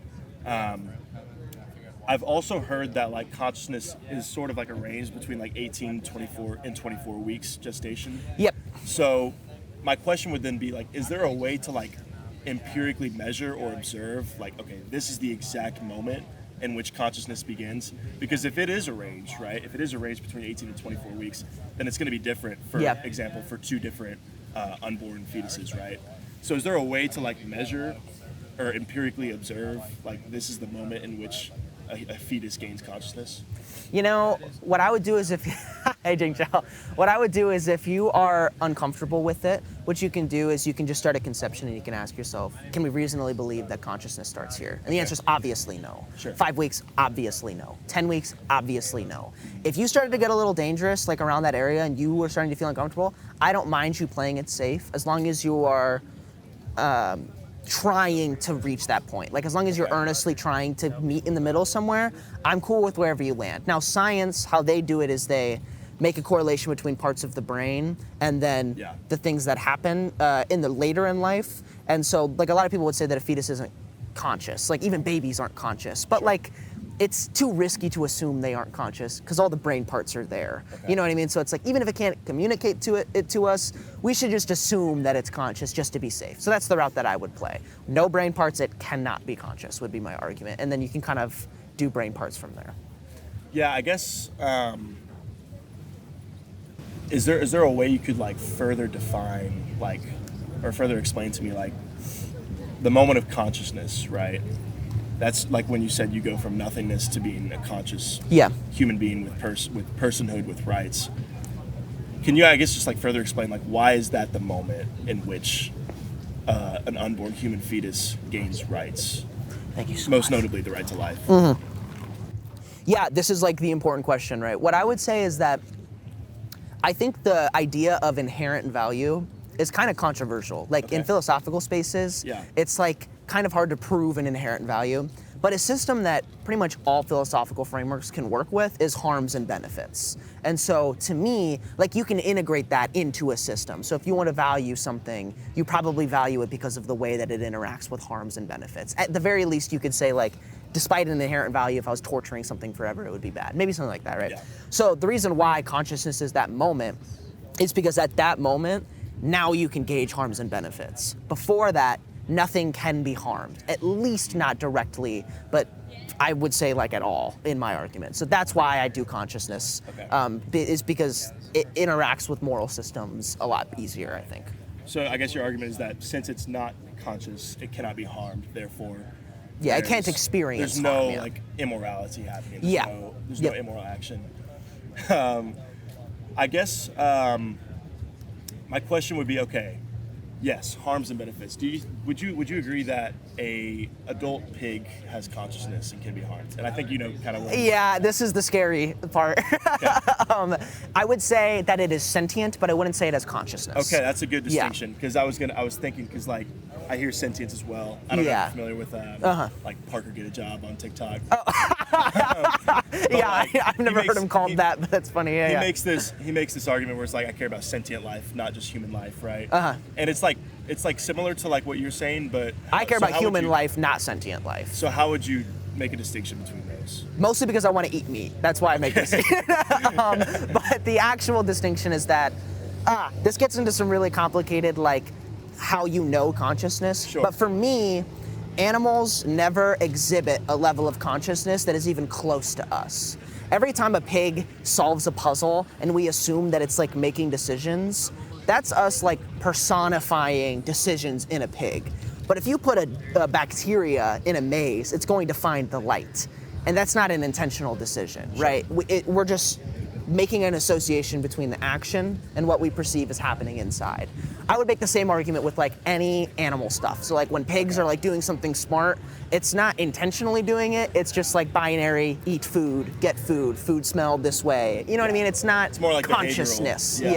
Yeah. In the same way that like a tree, when it grows, it avoids unrich soil. You know what I mean? It's like, Not because it's making like a conscious decision to do that. yeah, It's just yeah, like- it's just how it is. And so for me, I would rely on some sort of argument like that, Yeah. and making it's all assumptive. Yeah. So if someone were to prove to me that a pig is conscious, time to stop eating meat. You know what I mean? So, but it's all I assumptive. guess my question would then be like, okay, if I could prove to you, which I don't know like the the mental capabilities that a pig has. But Yeah, like, nobody does. let's say there's an adult pig, right, and it has this ability to solve a simple puzzle, or like for example, like an orangutan or a monkey or something, has this simple ability to solve like an easy puzzle, right? A baby who has just been born, for example, a month-old baby, like a newborn, doesn't have that ability, right? Doesn't have that cognitive ability. Would you not then say that because the pig has more of a consciousness, more of an ability to make that decision, to make that reasoning, then would the pig have more moral worth than the newborn human being? You're Would going, you say yeah, that? you're going exactly where I don't want you to go, which is a good thing. Okay. Okay, so it's an on or off thing. So it's Sure. the difference between 0% and 1% consciousness. So any percent human consciousness is good to go. So 0% is what it's like to be a block of concrete. Like there's Right. nothingness. So Yeah. 0 to 1 human consciousness is what I value. Okay. But in the example of like a pig that's exhibiting it and a baby that's not, what I would say is that when a baby at 20 weeks, when the brain forms, that's the same brain that will exist for the rest of your life. Okay. It'll just, maybe the sizes will change, but all the parts are there. So we should assume that it's conscious. Now, the reason why I can't exemplify it is maybe it doesn't have the motor or gross functions to actually show us. Or maybe like it's conscious, but because it doesn't have past experiences, maybe it's as smart as Albert Einstein, but every thought just floats out into the ether because it can't ground it in a past experience. Right. And so you need to learn, you need to adapt before you can actually utilize your consciousness. Yeah. So there's a chance that it's like that, and I don't want to take that risk, which is why I value that, but not a pig. Okay. Because a pig has meaningfully different brains from us, Right. and never exemplifies any conscious experience, whether it's a baby or at the end of its life. You know what I mean? So we make an I assumption. guess I would argue that if you say that a pig has never exemplified a conscious experience, could I also not say the same thing for the newborn child? Like what defines as a conscious experience in your mind? Yeah, I would say that you are showing a conscious experience now, Okay. and you were a newborn child. Yeah. Whereas at any moment in a pig's life, whether it's at the beginning or not, so it's like you have the same brain as you did when you were 20 weeks. So your baby self in the future, humans as a species in the future have shown that conscious experience. Now you might ask, why can I value it at, conception, right? Because that's the same argument, right? Yeah. But it's because the moral system doesn't activate until 20 weeks. Interesting. Okay, I don't know if I have anything else. Yeah, and what I will say is this only pushes me to eat meat or become Yeah. more pro-choice. So it wouldn't bring me closer to conception, I don't Sure. think, unless I really wanted bacon. I guess one more thing I would add is just that the fact that, and you said 20 weeks is kind of the moment that you place the moral value at, right? Would you concede that it could be like before then? Oh, It could absolutely. be 18 or 19 Yeah. weeks. So I guess my question then is like, if you're placing the value of a human being on like a range of weeks of gestation, like to me it sounds like a little arbitrary. Like if it can be a range of weeks, like does that mean that there's one fetus here who has moral value as a human being at 18 weeks, but this human being or this unborn human fetus on this hand, just because the brain parts develop later, is not morally valuable until 22 weeks, for Yeah. example. I don't know how you can like reconcile a difference in moral worth just because like the brain parts, like the functionality of the brain develop just a little bit later. Yeah. For that 22-week-old child, are they not a human being with moral rights, with the right to not be killed at 18 weeks? Whereas in the 18-week fetus, they had that moral right not to be killed because they had gained those brain capabilities. That would be my contention. Yeah, and I mean, for me, it would be a distinction between like a legal threshold and a moral threshold. Okay. So any fetus that is killed when it is conscious is a morally wrong decision, whether they knew it or not. I think that's bad. Yeah.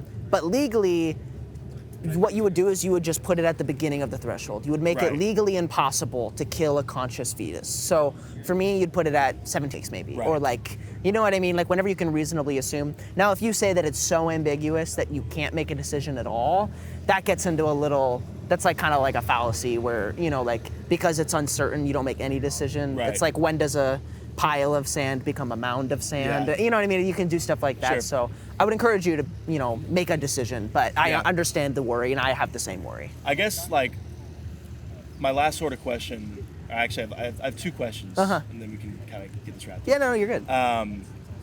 If let's say there was like in 50 to 100 years from now, like the moment of consciousness comes earlier and earlier in pregnancy, would you just keep moving the goalposts sort of backwards towards the moment of conception? Like let's say in 50 years, the earliest consciousness we can observe in a fetus comes at like 14 weeks. Would you then move your? Yes. It would be Yep. 14 weeks. Okay. And if you can prove to me that the consciousness starts at conception, I'm Right. at conception with you. Right. So my goal is to preserve experienced life. So wherever that is, I'm putting my line there. So I guess it kind of goes back to my question: is like, how do you prove it? How do you prove that consciousness is formed? And you talked about like the parts of the brain that come together. That just gets.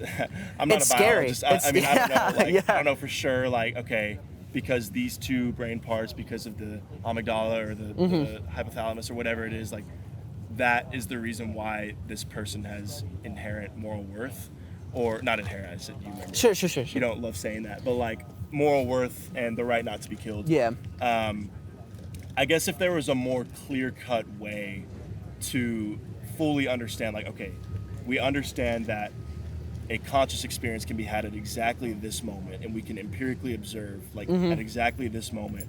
To me, it sounds like that doesn't really exist. Like, it's not really a thing. Like, we can't really tell when, for certain, it goes from being nothing to being a conscious being, right?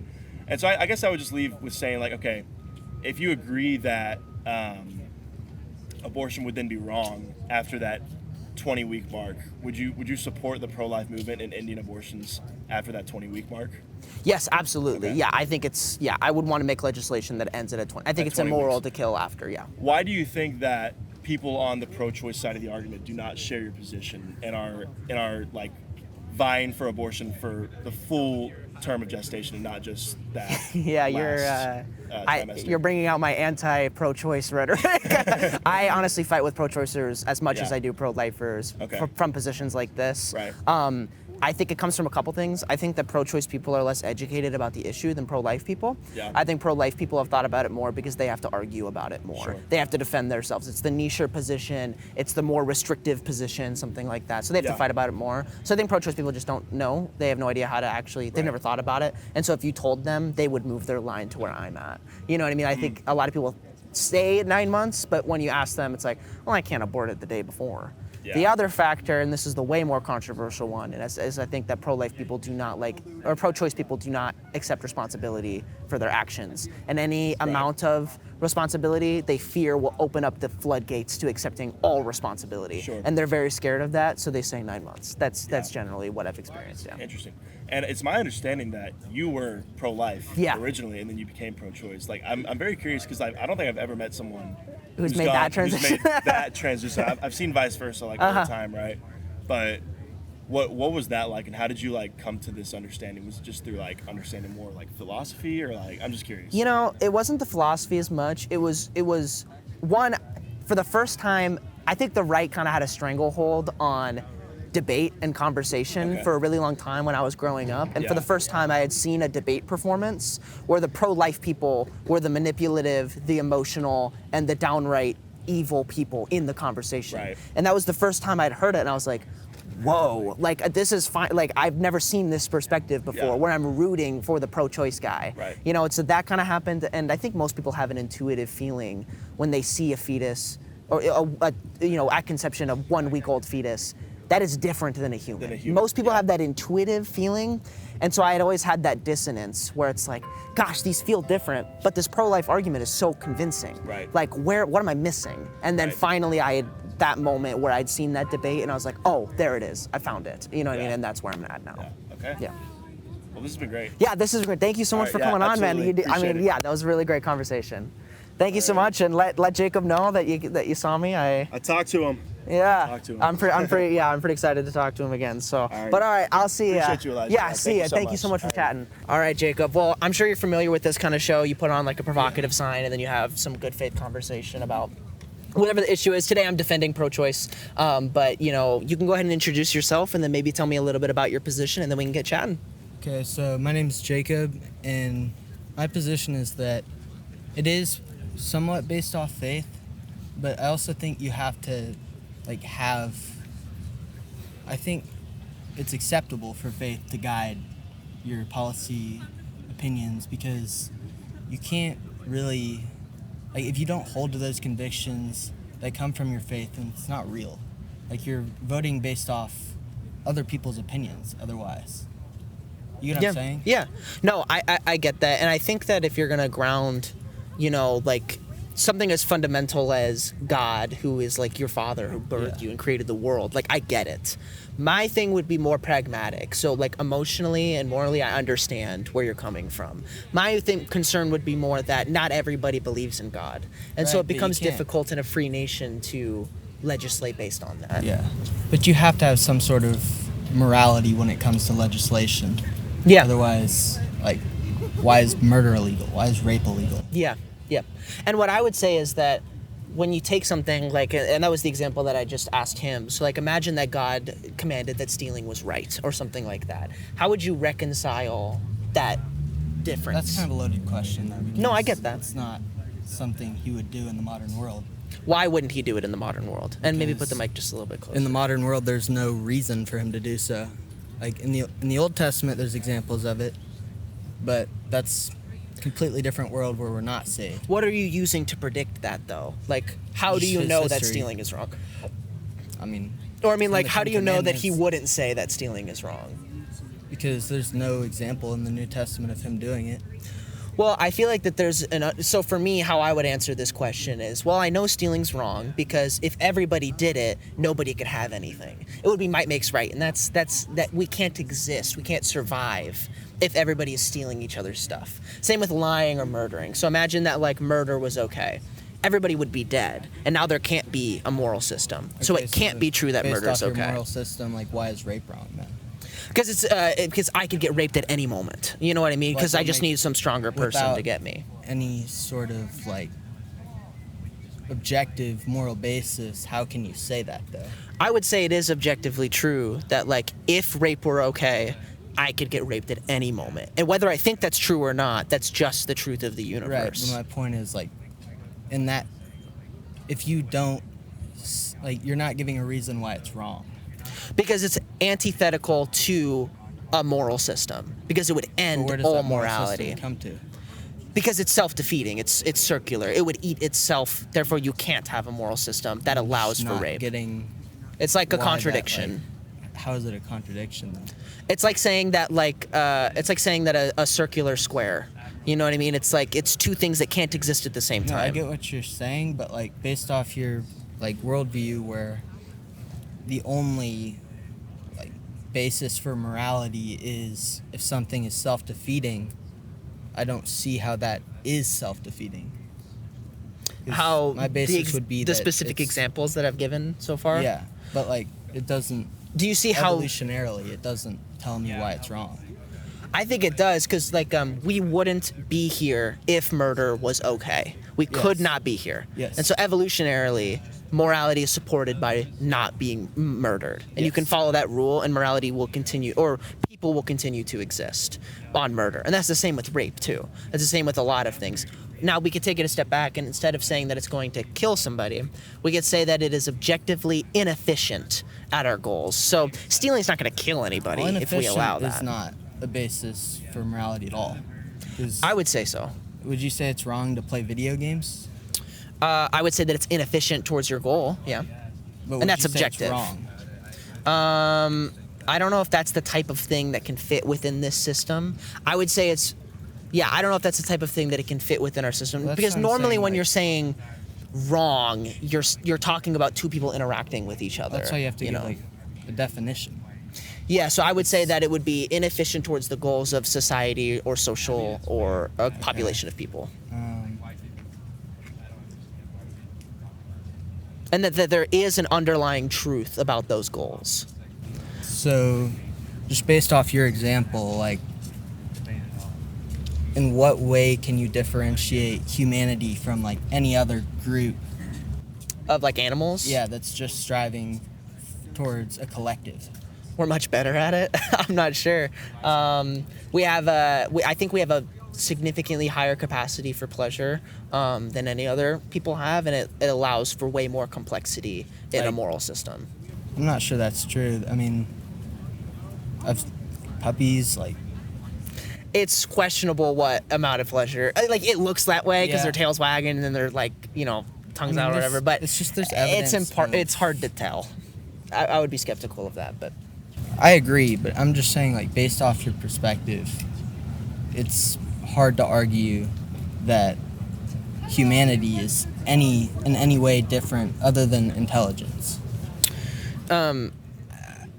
Yeah, this would get into like a philosophical realm of it. Consciousness is more than just intelligence. That's just like one factor. You know what I mean? But like, it seems fairly obvious by all of the ways that animals express themselves that they are nowhere near as deep in the ways that they experience the world as we are. And so I would argue that there's levels to it, but there are some animals like monkeys, like dolphins, that are pretty close to us in terms of intelligence.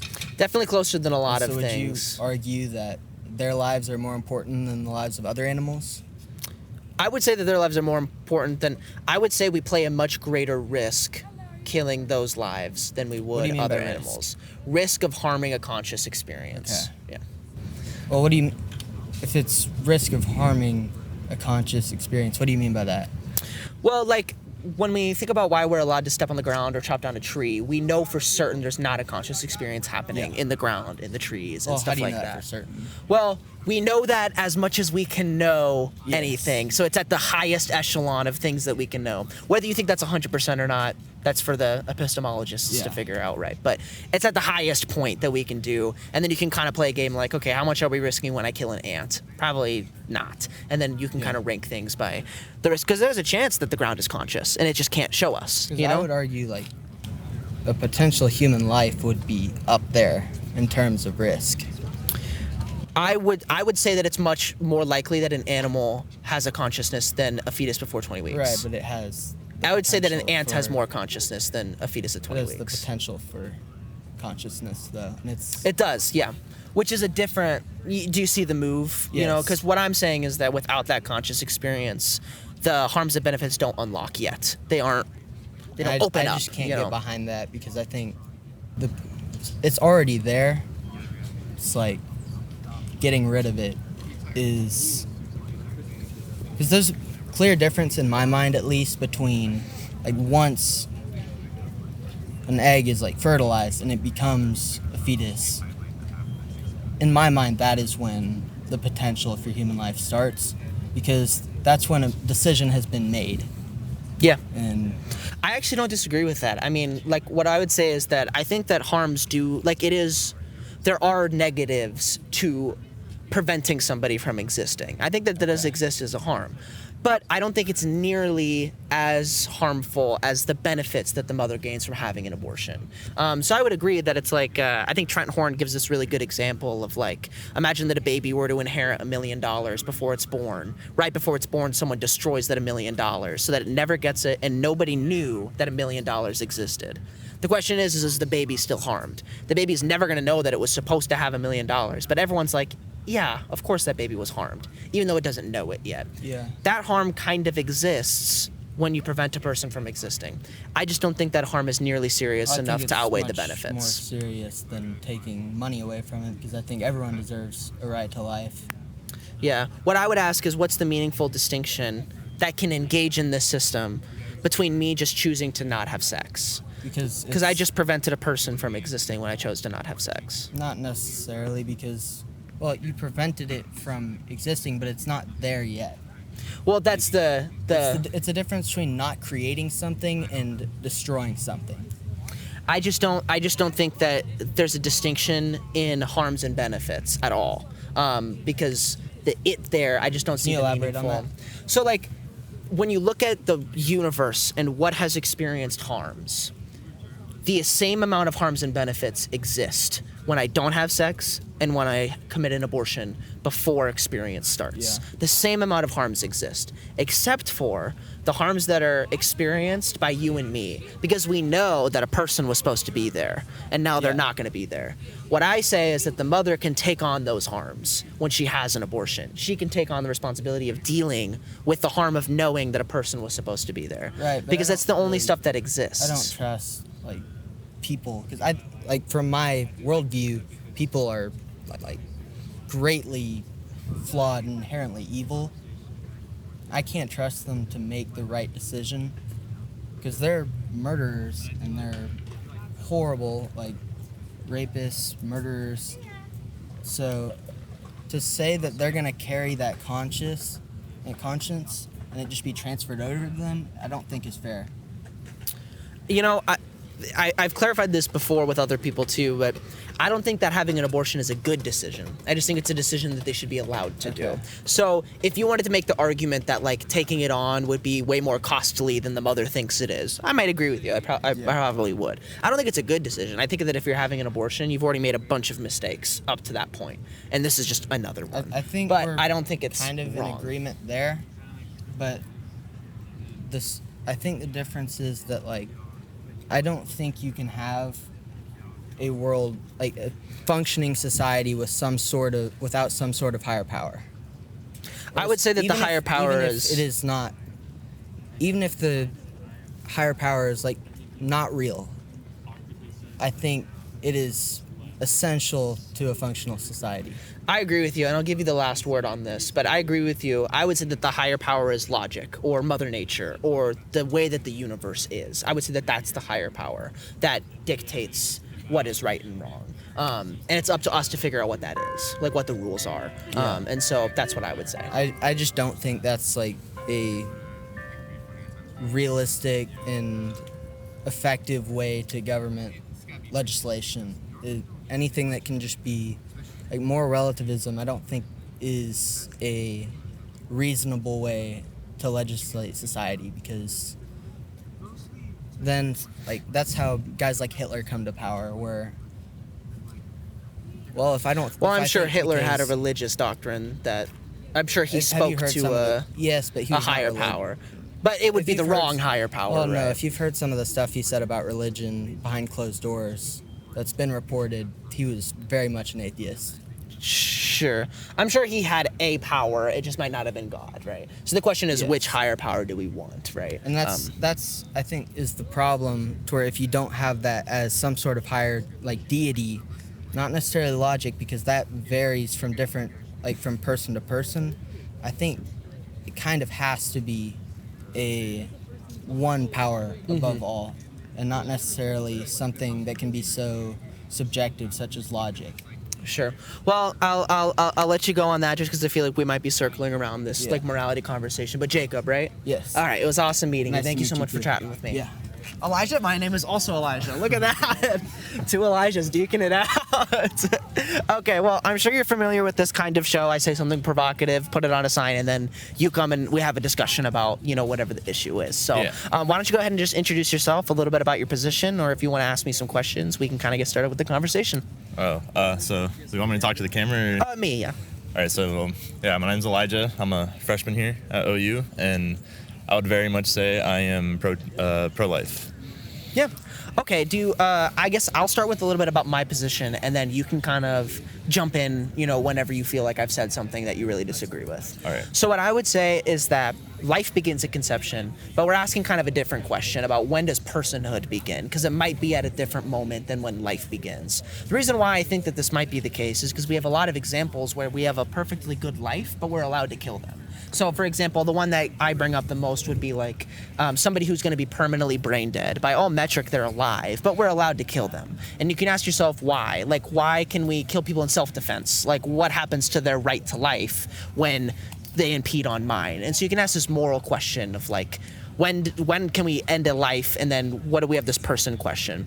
So what I would say is that I would say that personhood starts at 20 weeks when the fetus develops a capacity to deploy a conscious experience. Because now at that moment, there's a perspective that we need to worry about. There's a perspective that we can work with. And then that perspective can experience harms. Before that, though, it's nothingness and then continued nothingness. Somewhere in the middle, an abortion had happened. So I would say that abortion is justified because before that capacity for consciousness, there's not a perspective that is in the mix, and now we can kill them. Okay, so I was listening to your previous conversation. Uh-huh. You can correct me if I'm wrong, Sure. but from what I heard, it seems like you're saying like people get their value by like they have moral value because they have the ability to experience things. Yeah. If you, depending on where you go with this, I might fight you on that definition. But yeah, generally, yeah. Okay, so do you think humans have like innate moral value though? Just by being human, you have an innate moral value. I think they have some, but it's very little. But yes, I would say some, yeah. Okay, so I guess that's where I differ, because I think every human has the same innate moral value no matter what. And I think that's very significant, and I think that trumps the ability to experience things. Sure. Do you agree with me on the brain dead situation, that we can kill a human with moral value if we predict that they'll be brain dead forever? Well, yeah. If it's very obvious that this person is no longer going to have, because I personally think if a person is brain dead, they're dead, because they're Sure. But they're not. They're alive, though. You know what I mean? They're not actually dead. Well, they're alive to the point that their heart is beating and their organs are functioning. That's what I would argue a fetus is too. Well, except the fetus has a functioning brain that is Well, not making yet. its organs work. Not yet. Not until about 20 weeks was when the brain develops for the fetus. Well, brain activity starts before 20 weeks, but we can only measure that so much. I mean, we have no real way of saying that 20 weeks is that's whenever the baby starts to become, you know, aware of what's actually happening. We kind of do. The 20 weeks is not a made-up number. It's a specific point when the hypothalamus connects the rest of the parts of the brain together, and it forms one cohesive unit. So things like brain waves, like parts of your brain can pump out a brain wave. So like your amygdala can just pump out a brain wave, but we can definitively say that an amygdala isn't experiencing, even though it's a part of the brain. So there is actually a lot of scientific evidence to support that consciousness starts at 20 weeks when that connection happens. If you wanted to move it before that, because we're worried about harming a conscious experience, I'm actually okay with that. That's totally fine. But I would want you to approach that somewhere.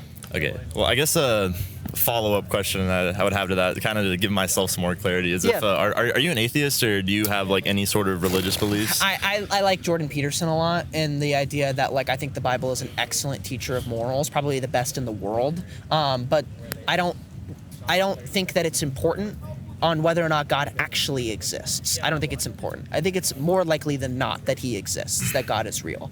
But I don't think it's important. So would you say you're more like agnostic then? I would say I hold Christian values, but I don't think it's important whether he exists or not. I don't think it's important whether God exists or not. Okay. Well, are you saying in general, or just specifically when it comes to this argument? Definitely more in moral arguments in general. If you ask me like a metaphysical question about whether God exists, I might have a different answer. But morally, I think it doesn't matter. All right. Well, I don't want to get into that because that's a completely different topic.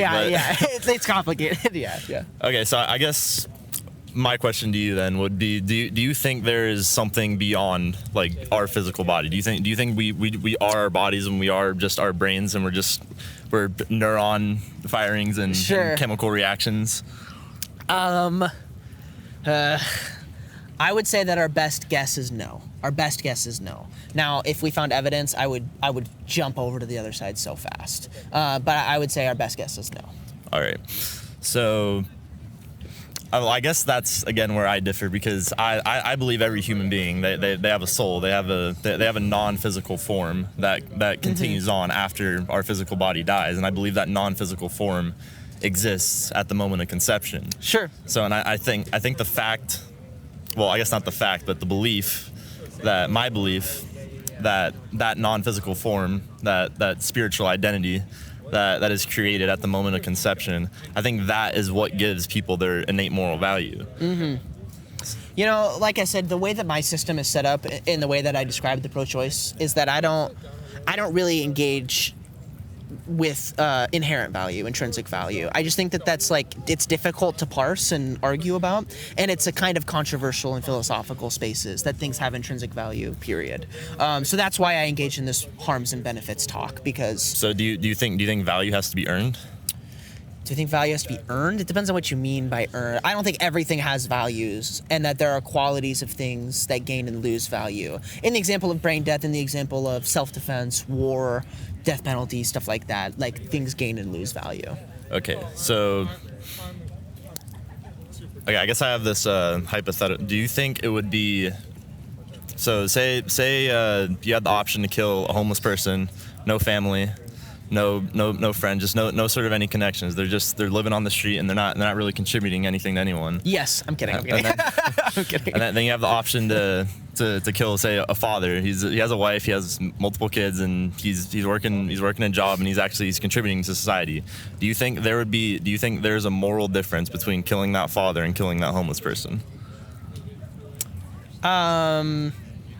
Yes, but I don't think it's up to us to decide. Like, I wouldn't trust my own. I think it would be wrong to trust your intuition as to which is which. But I would say yeah. And what would, like, so are you saying it is more morally incorrect to kill one than the other? Yeah, I would say because the amount of harms that are being enacted in the world because of your decision are different, given which one you choose. Okay, so it would cause more harm to kill the father because there are more people in the life that would, So yeah, but okay, I don't think that we can accurately predict which of those. I mean, we have intuitions, right? But I don't. Well, yeah, but would you say that because of the circumstance that the father is in, being a father, having a family, does that make his life more valuable than the homeless person? like I said, when we're talking about value, I'm trying not to engage in that kind of idea. But in the way that my system is set up with harms and benefits, yes, it would be better to kill the homeless person. Yeah.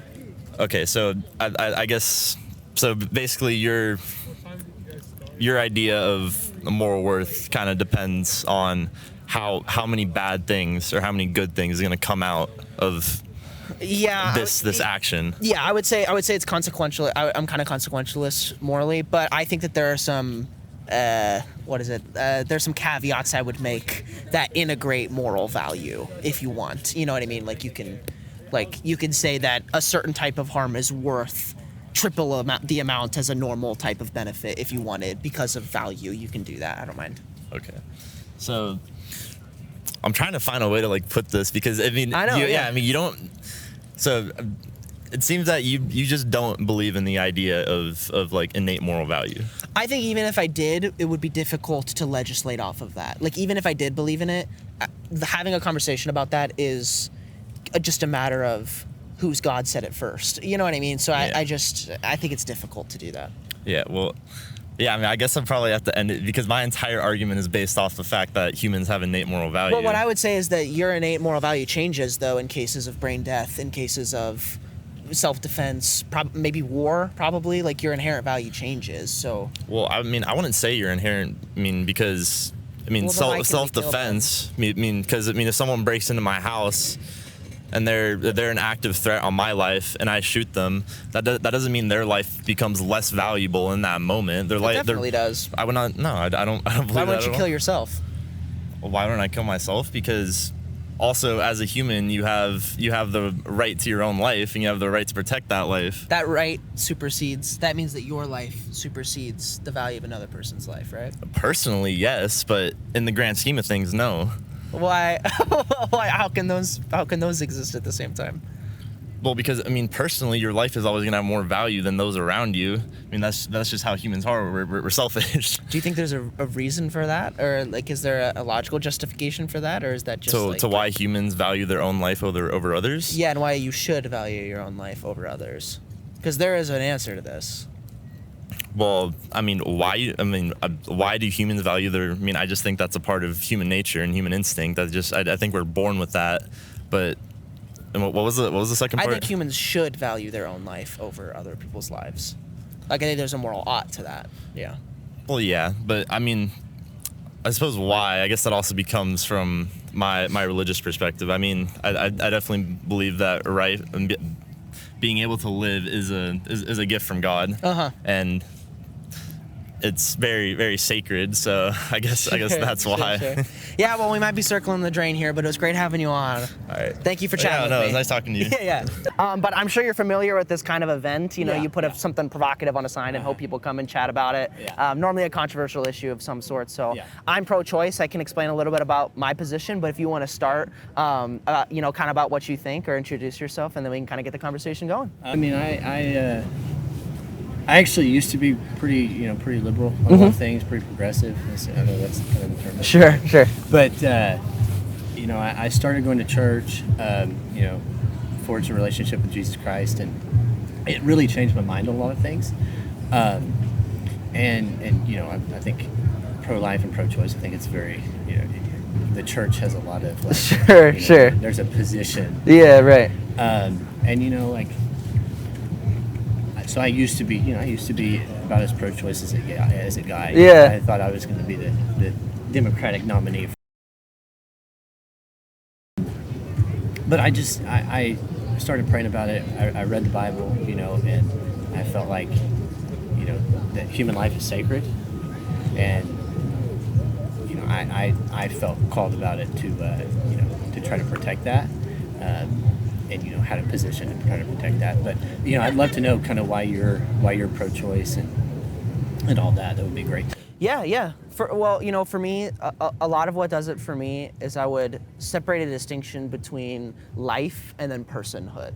So I think that we're kind of not pro like people aren't necessarily pro-life in a lot of ways. Like we have a lot of caveats where we support life until maybe certain qualifications are met. So you can think of like the easiest one is like self-defense, right? You have a right to life until you infringe on mine, then I get to kill you. You know what I mean? In a lot of states, a lot of people agree self-defense is fine. Yeah. Or we can go with like a medical example, right? Like so maybe somebody's brain dead and they'll be brain dead for the rest of their life. We have the ability to pull the plug on that person and kill them, even though they're by all metrics they're alive and they're alive.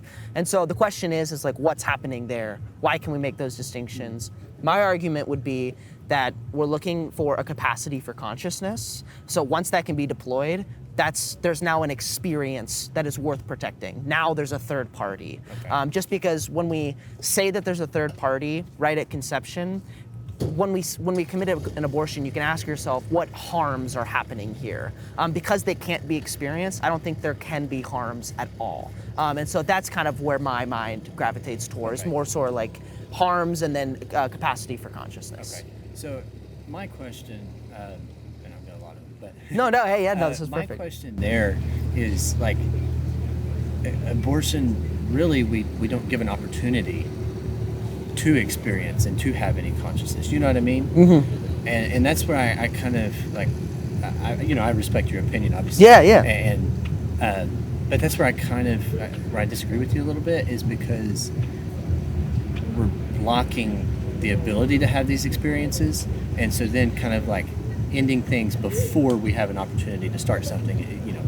Is I don't know. I just kind of struggle with that. Yeah, I think that's a negative too. Like, I don't like that, and I don't think it's good. For me, where it comes is this, now that we've removed like a lot of the harms, when we're left with this, what I would call like a universal harm, this harm of like, it's not experienced, but we prevented a person from existing, and now the world is missing that person. That's bad, and I agree that it is.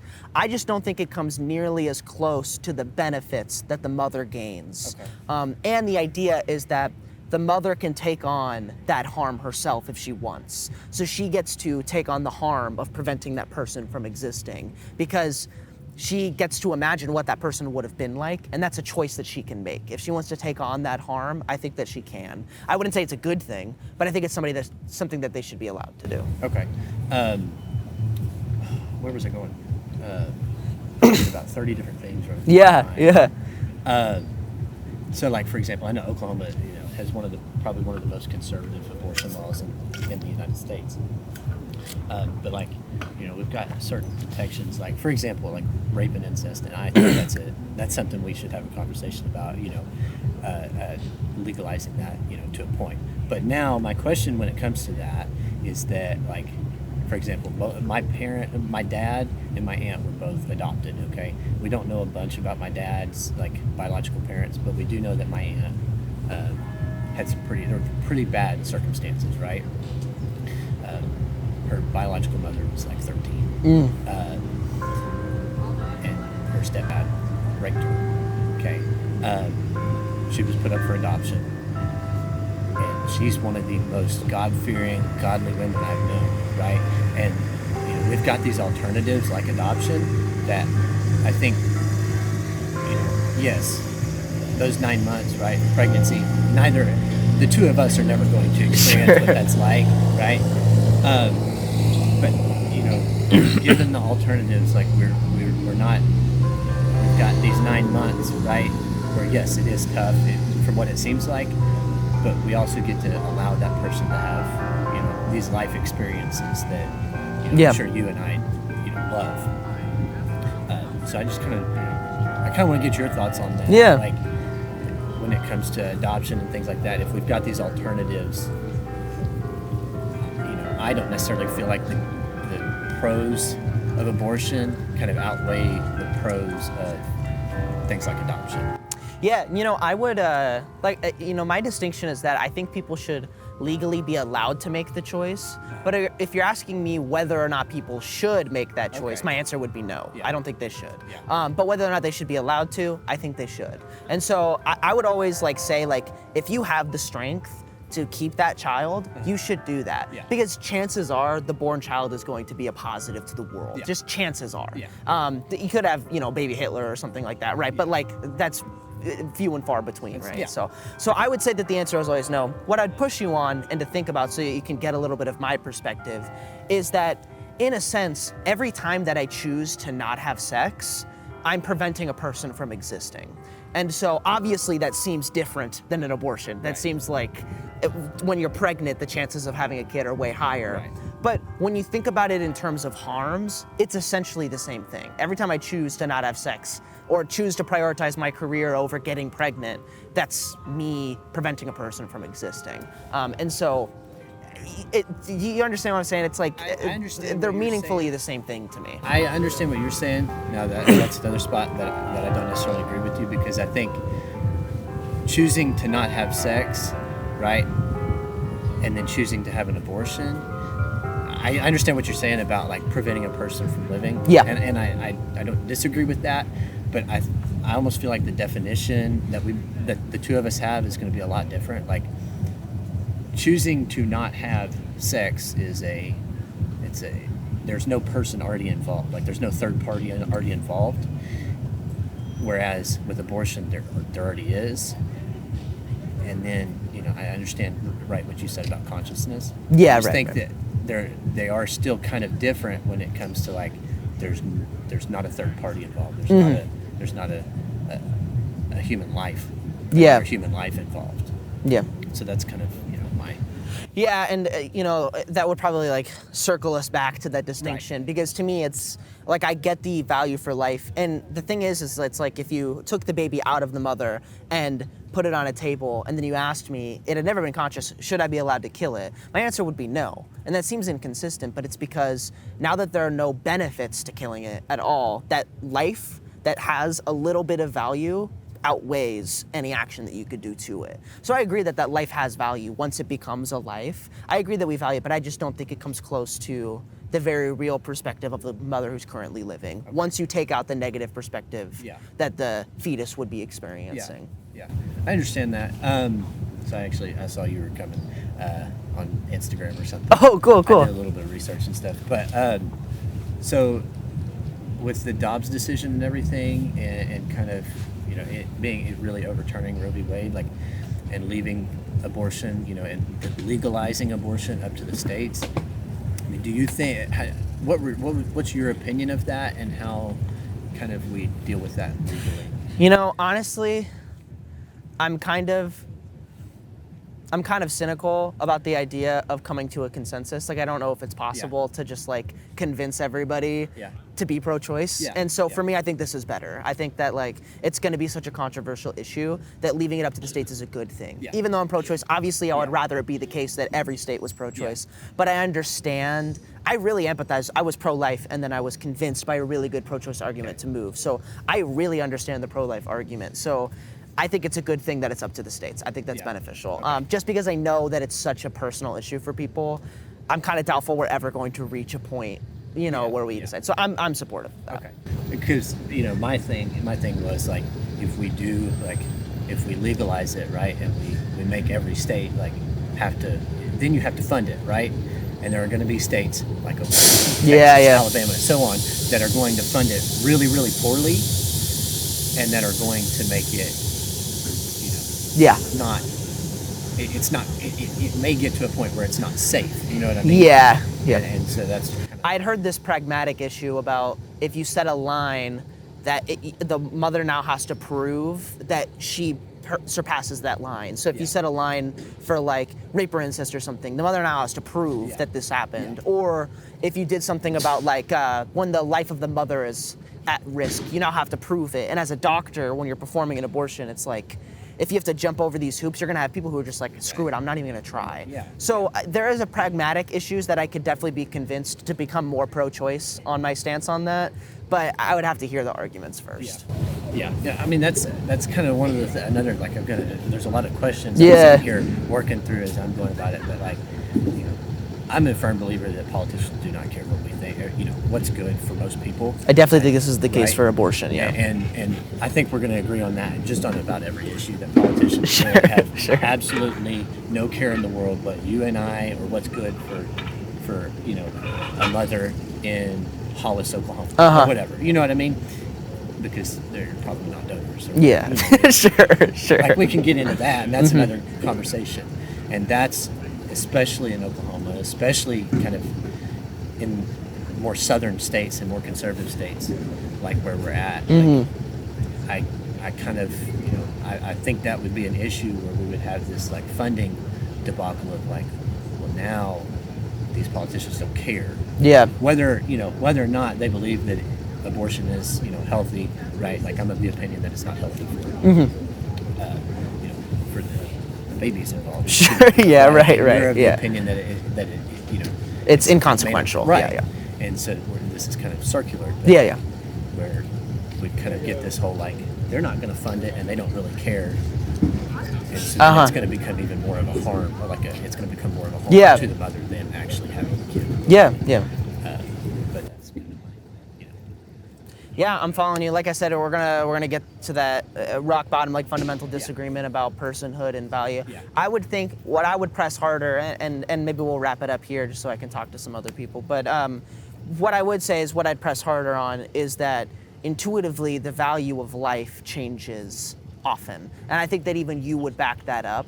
And what I would urge you to maybe think about is this inherent right to life, does that truly start at conception, and then why does it start at conception? And to maybe come up with some moral framework that supports this. Just because for me, like in the way that I've explained it, it seems like most people would agree with it if they didn't have the preconceived notion that life began at conception. Yeah, I think we're a lot closer than most people think we are. That might be true, yeah. And now, like for example, like I would encourage you to read. I don't know if you're It's complicated, religious but or yeah. anything, but I would encourage you to read Exodus 21, 22 through 25, and it talks about like it's a lot of moral law, like what happens if these guys come up and hurt a woman. Who's Yes, pregnant, I've read this. things Yeah, like yeah. that, right. And I think kind of what that showed me was like there's still punishment either way, right? And we see the value of life right there. Yeah. And I think in Matthew, I think Jesus talks about if anyone was to lead these children astray, right? And it's a little unrelated, but you see where I'm going. That it's better for them to have a millstone tied around their neck and just thrown into the waters. And I think I would encourage you to read that, and I'm obviously going to research it more. Sure. And I think this has been a great conversation. Yeah, I think so too. Your mind's probably not changed. My mind's probably not changed. That's how it is. But this is the start, it's been right? a great opportunity to have a conversation with you and everything. So, Thank you so much for coming up, thank and then make sure you. But okay, Noah. I'm sure you're familiar with a type of show like this. You say something controversial, and then people come and chat with you, and it's a good faith discussion about whatever issue it is, right? Yeah. So, but my name's Elijah, and then this is hour 2 of this or whatever. So, but if you want, you can go ahead and introduce yourself, and then you can tell me your position, or if you want to hear about my position, just let me know, and you can kind of start us off in the conversation. Okay. Well, I'm Noah. I'm pro-life, just 100% of the way. Yeah. I don't think abortion should be allowed in pretty much any sense.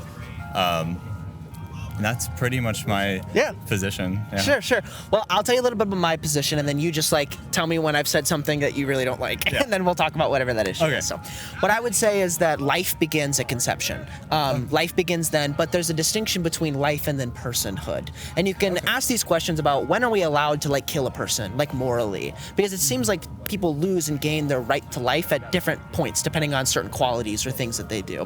The easiest examples are self-defense. If I try to kill you, you can kill me because I've encroached on your right to life, and then you have the right to do that.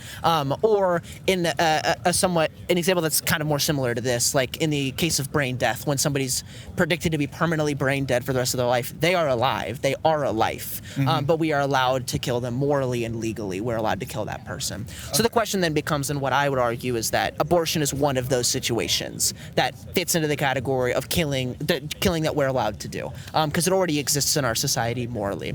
What I would say is that it is morally allowed until 20 weeks, when the fetus develops a capacity to deploy a conscious experience. The reason why I chose that moment is because that's when it now can experience harms. It now can experience the harms of an abortion, and now it is wrong to kill that fetus because it can experience in general.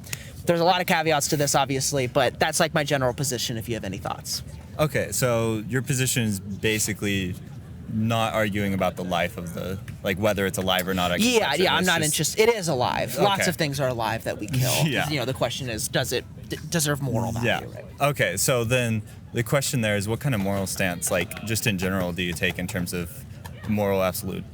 I would say, for now, we can just say consequentialism. Like I prefer like harms and benefits of certain actions and then measuring those. And I would say that there's an objective truth as to how much harm is caused by an action. Maybe we don't know it, but we can predict it, we can assess it, test it, and make a system off of that. Okay, so would that be, because It's kind of utilitarian. Yeah, but like that would be more of a black and white sense of thinking, or more of a like gray area? The way you would describe it. The way it's traditionally described is black and white. The way that I would describe it is a little more gray. But like meaningfully, we could just say that it's black and white. Okay, because the kind of consequence of a black and white moral law, basically, we'll call it, right? Where do you get that black and white moral law from? I would say that it's like evidence, so things like science, logic, the laws of the universe that exist. I think that the Bible does a really great job of pointing these out. I think it describes them really well. I don't think it's true because the Bible says it's true. Yeah. I think that the Bible describes how the world is exceptionally well. Okay. So are you a Christian? For this conversation, let's say no. It's complicated. I like Jordan Peterson a lot, and he's like kind of like... Okay, yeah, no, you that's can be fine. a Christian that's fine. without, I understand. you know, yeah. Yeah, no, I understand that. Okay, so in that sense, we'll just stay on the moral side of it. So in the black and white thinking of morals, right? If it's coming from science or logic or anything else, then the fallacy that comes with that is that the moral can now change. Because as science develops, as logic develops, as truths become known, the logic now changed, and we've moved from a black and white framework to a gray framework where morals aren't actually evident. So my question there is, if your framework of understanding the moral efficacy of pro-choice is based off of science, logic, all of these aspects, then how do you create a stance at all? Well, I think changing is a feature, not a bug. I think that that's probably a good thing, and that like our moral systems around slavery have changed, right? Yeah. I don't think that it needs to be absolute for it to be objective. For instance, like if we develop a drug that made it to where we could no longer experience pain, it would no longer be wrong for me to punch you in the face because there's no pain associated with that. Or at least you could start to argue that like punching in the face is kind of like no longer wrong. You know what I mean? Because it's like there's no negative externalities, right? So I think it's actually a good thing that we can change these things. Like if we develop a science that made it to where we can, I don't know, if you develop this, you can think of hypotheticals all the time, but it's probably a good thing that morals are allowed to change. And it can still be objective because at any given time, there is a truth outside of your perspective that exists. Yeah. Now, whether or not that truth changes over time, it's still true, though. It's still objectively true. It's just not absolutely true. Okay, so then my question of that would be, why have a stance at all, right? Okay, and I'll go into depth as to why I asked that, right? Sure. So in terms of moral absolutes, right, the proof often used is if there's bad, there's good. If there's good, there's a moral law. If the moral law cannot be changing, right? Because if the moral law changes, then it's not a moral law. It's just a concept of morals. And if it changes, then there's no good and bad. It's just opinions, right? Obviously, I would probably fight you a little bit on the changing part. Like, if it changes, it's just opinions. It's not how the harms and benefits actually work themselves out in a given situation is true. Like, that won't change at the moment of doing that action. And so, like, whether or not it changes over time is unimportant. I don't think it actually changes whether... Like, I don't think it makes it less opinion. I don't think it makes it more opinionated because it changes over time. Okay, so your moral stance is about the harm that a situation causes and the consequences of that. Sure, yeah. Okay, so then how do you calculate that harm? Like I said, you'd probably use like empirical evidence. What I would say, if we want to get out of the metaphysical realm, Yeah. in terms of abortion, the reason why my argument, I like it so much is, obviously, because it's the correct one. I'm kidding. But the reason why I like it so much is because I'm positing that there are 0 harms. No Okay. need to calculate it. There are 0 harms because there's no capacity to experience. I think experience is a necessary condition for harm. And so my argument is that it has no capacity to experience, so there's no capacity to be harmed.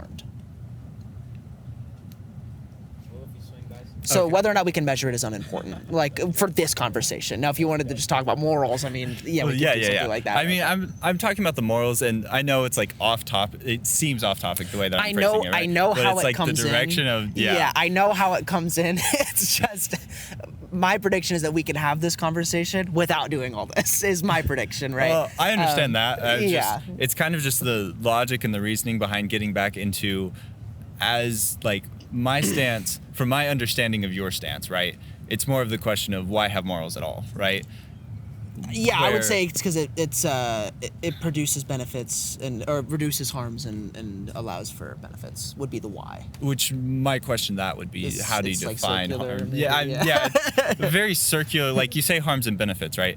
But then you have to define harms and benefits. You have to keep on going down this long list of what is harmful, what is benefit. And you did a really good job of describing, like, if you're not experiencing the harm, then the harm's not considered, right? You said, Yeah. like, if there is the drug that made it where you don't feel pain or aren't injured, let's say, better than not feel pain, Sure. because you can still be injured and not feel pain, right? Then you would no longer consider that thing as a moral wrong, right? Yeah, like that would probably change our moral system, yeah. Okay, so then in that sense, to what extent does the consideration for like heart emotion, like the intention behind action play into the moral system, right? Because in the framework that I believe you're suggesting, right, it's solely about consequences, which are empirical, measurable, right? The problem with that is eventually you create a society in which intent, thought, heart, emotions are removed from that concept of right and wrong, Sure. which are an important aspect of the moral laws provided. Yeah, I would say the thing is, it's like I made a whole video about this. You know what I mean? Like it's like a 40-minute video essay about like how to calculate it, and I'm just gonna do it again. But like the thing is that there are different types of consequences. I would say there are like 3 different types of consequences. You have global consequences, which are the consequences that happen when you extrapolate that moral system to everybody. So like the easy example is like if I murdered you and if everybody was allowed to murder, I could get murdered. So I shouldn't murder people. Yeah. Because everyone can murder, I can murder. So that's global consequences. Then you have social consequences, which are like if I do something, you're not gonna like me because I don't do it. Or like maybe I get put in prison. So you shouldn't murder because you get put in prison. The people who you murdered, their family's gonna come after you. Whatever. Like those are social consequences. Yeah. The last one, which is the one that pertains to your question here, is individual consequences. These are like the internal consequences that happen when I do something. So in this case of like when I want to murder somebody, that is an inefficient thought in my head to want to murder somebody. And so like if my intention is to kill somebody, but I like fail, like they run away because I didn't get them or something, I might lead you to believe that the consequences of that action are null because I didn't do it. And so you might think that that's still a good thing. But my intention was to kill somebody, and that's wrong. And I think that that's wrong because the example that I used is when it's like taking the easy way out almost. It's like the opportunity cost of not taking a harder way to do something. So if your solution is to kill somebody every time that they inconvenience you, the second a 200-pound man comes up to you and inconveniences you, you can't enact the solution that you've been using the whole time.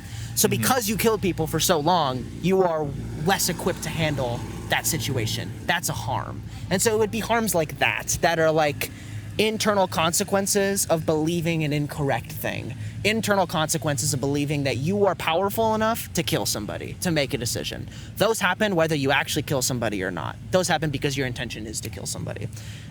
There's a lot, but yeah, that like something like that would exist, I think. Okay, I think I can play off to that much more into the topic than sticking on this moral now, because I think it plays into it. The concept here is now we're talking about the measurable harm, like what you're describing with if your solution every time anybody inconveniences you is to murder them, right? Which is a very, like, it's a horrendous, like, solution, and it's not going to work with anything, right? It's inefficient, yeah. It's inefficient. So now, bringing it back to this topic, how are you measuring the harm of whether, you said 20 weeks, right? That was your, like, time frame. How do we measure the harm to benefit ratio of getting an abortion before the 20 weeks? How do you measure it? Not simply to just the fetus, right?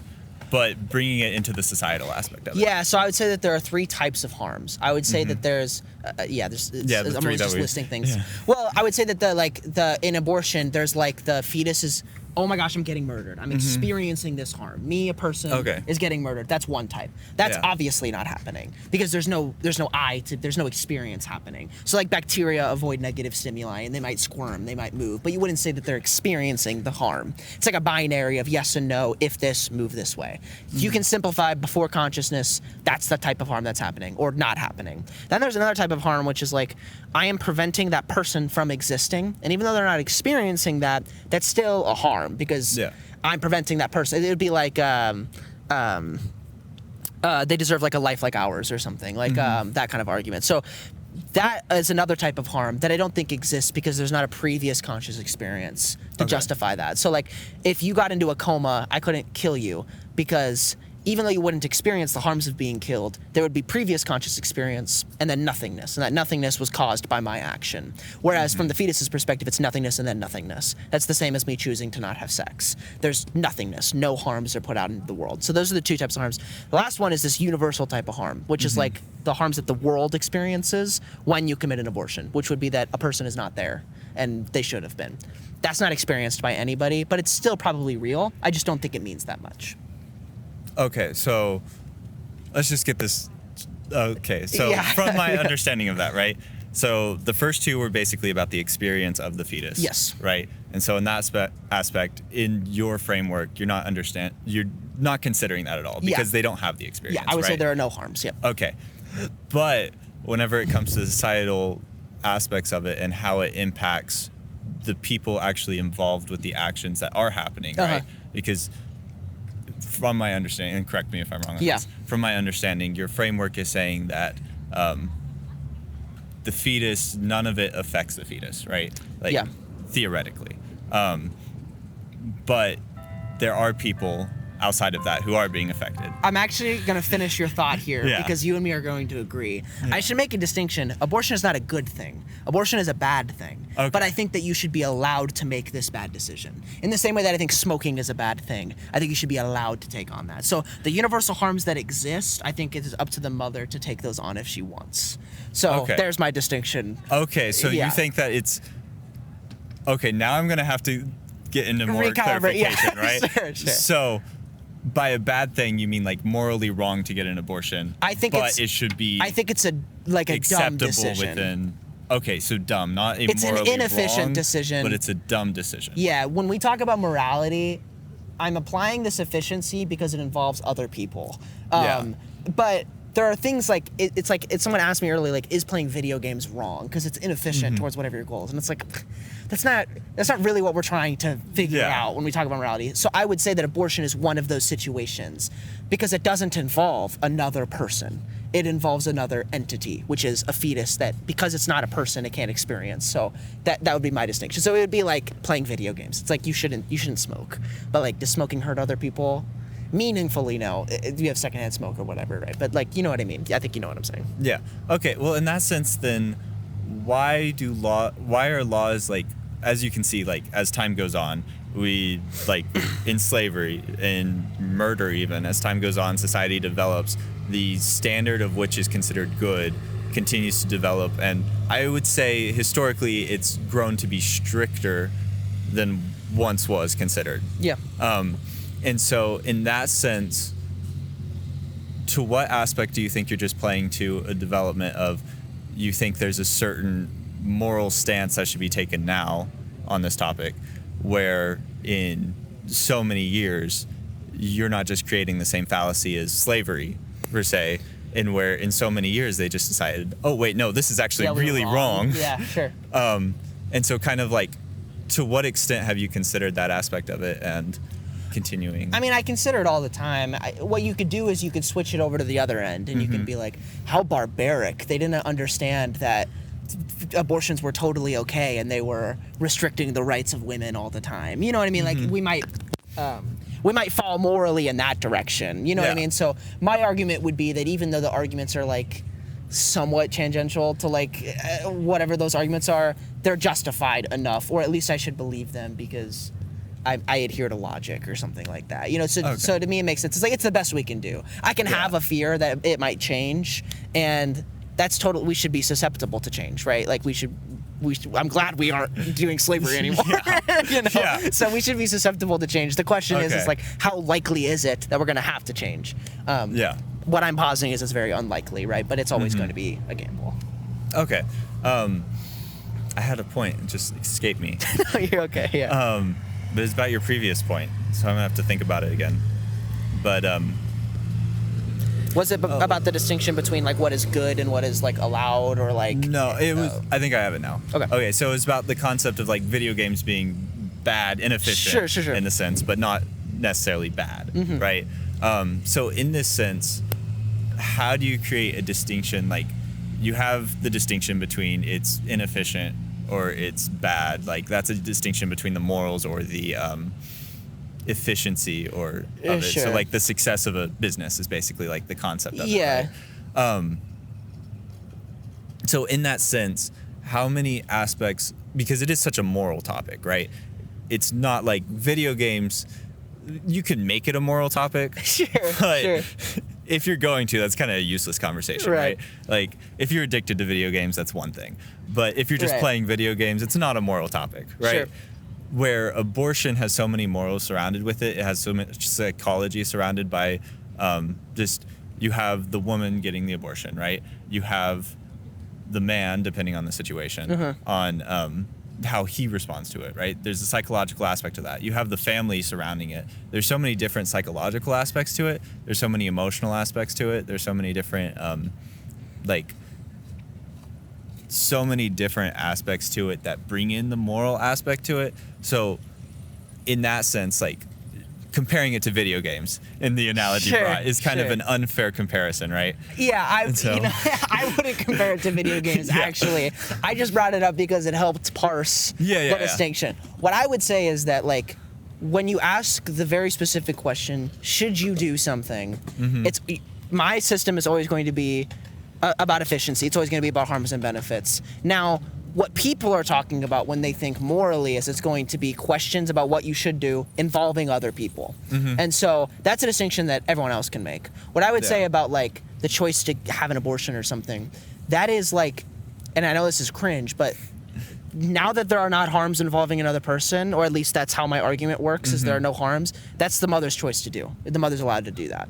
She's allowed to choose to do that. Now, if you wanted to argue that a mother shouldn't have an abortion, I might even agree with you. Like, I probably would. But that's not the question that's normally be asking. Should we allow people to do it? That's the question. So that would be the distinction I make. Okay, so in that sense, are you considering the harm to the mother of the child in that sense? No, not necessarily. So you're just assuming that they're basically, in this sense, sociopathic with no emotions. No, I mean, no. I wouldn't say so. No, I wouldn't say so. I mean, like, no. I would say that the consequences that I'm talking about are perceived consequences. It's like, I think this is going to be good for me, and it's going to be good for me. But I don't think that there are negative consequences of like having an abortion at like 1 week. You know what I mean? I don't think it's. I don't think it's sociopathic to want an abortion before 20 weeks. I don't think it's sociopathic at all.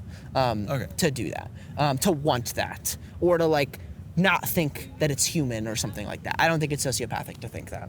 Okay, so in that sense, we saw, and I'm going to bring this related topic, but it's kind of little bit off topic, but it'll come back into it, right? We've been off topic Yeah. for like most of this, but yeah. But I mean, I think we've been on topic. I think it's all so, been too. related. It's like, just, yeah, it's I we're mean, going I'm the long trying to way. work within your like, Yeah. trying to work within the framework. Because normally, whenever I have like debates about pro-choice, pro-life, it's about is the fetus alive, right? No, and I I get really it. accept. I Yeah, I really get it. appreciate the fact you're not coming from that stance, right? Sure, I get it. Because that's just a failing. No, stance. I hate pro-choice people too. So continue. So the question there is in society, right? Whenever sex, and I'm bringing this from like a Christian standpoint, but I'm going to bring it more psychological than Christian, right? When sex became socially acceptable, right? And like, or sex out of marriage. And we created hookup culture and all of these other aspects, right? Then you saw an increase in sociopathic tendencies within the society because of the emotional attachment that is involved in sex, right?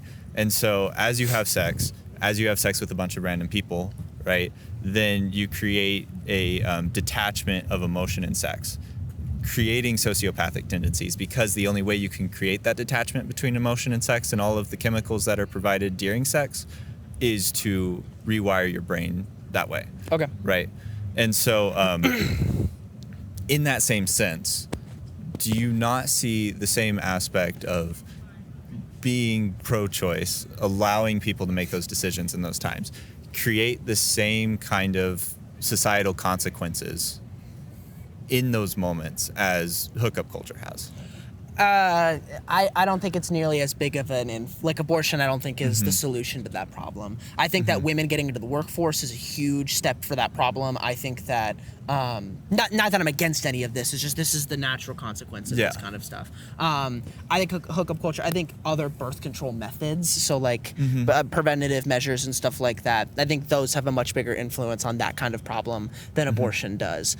Because I don't think anybody wants to get an abortion, like wants to, like as in like, let's go do that again. You know what I mean? Like you'll find people online who are coping, and then you'll like have women who are saying this is my 5th one and it's awesome. I think those people are lying to themselves, right? 100%, So I just don't think it solves the problem that you want it to. But beyond that, this would be another thing where it's like, as a society, I don't think we should be like mandating against hookup culture. You know what I mean? Like I think people should be allowed to make bad decisions if they wanted to, even if it kind of harms society. The idea would be that they figure it out and adapt and come back. And so if you were to make a correlational argument that abortion does this, I would just be like, that sucks. People are stupid and they shouldn't do that. But I don't know if abortion is the solution. Yeah. Well, I think the reason for bringing that up, because I agree with your sense, like hookup culture, that's not something that we can like constitutionally ban, right? Sure.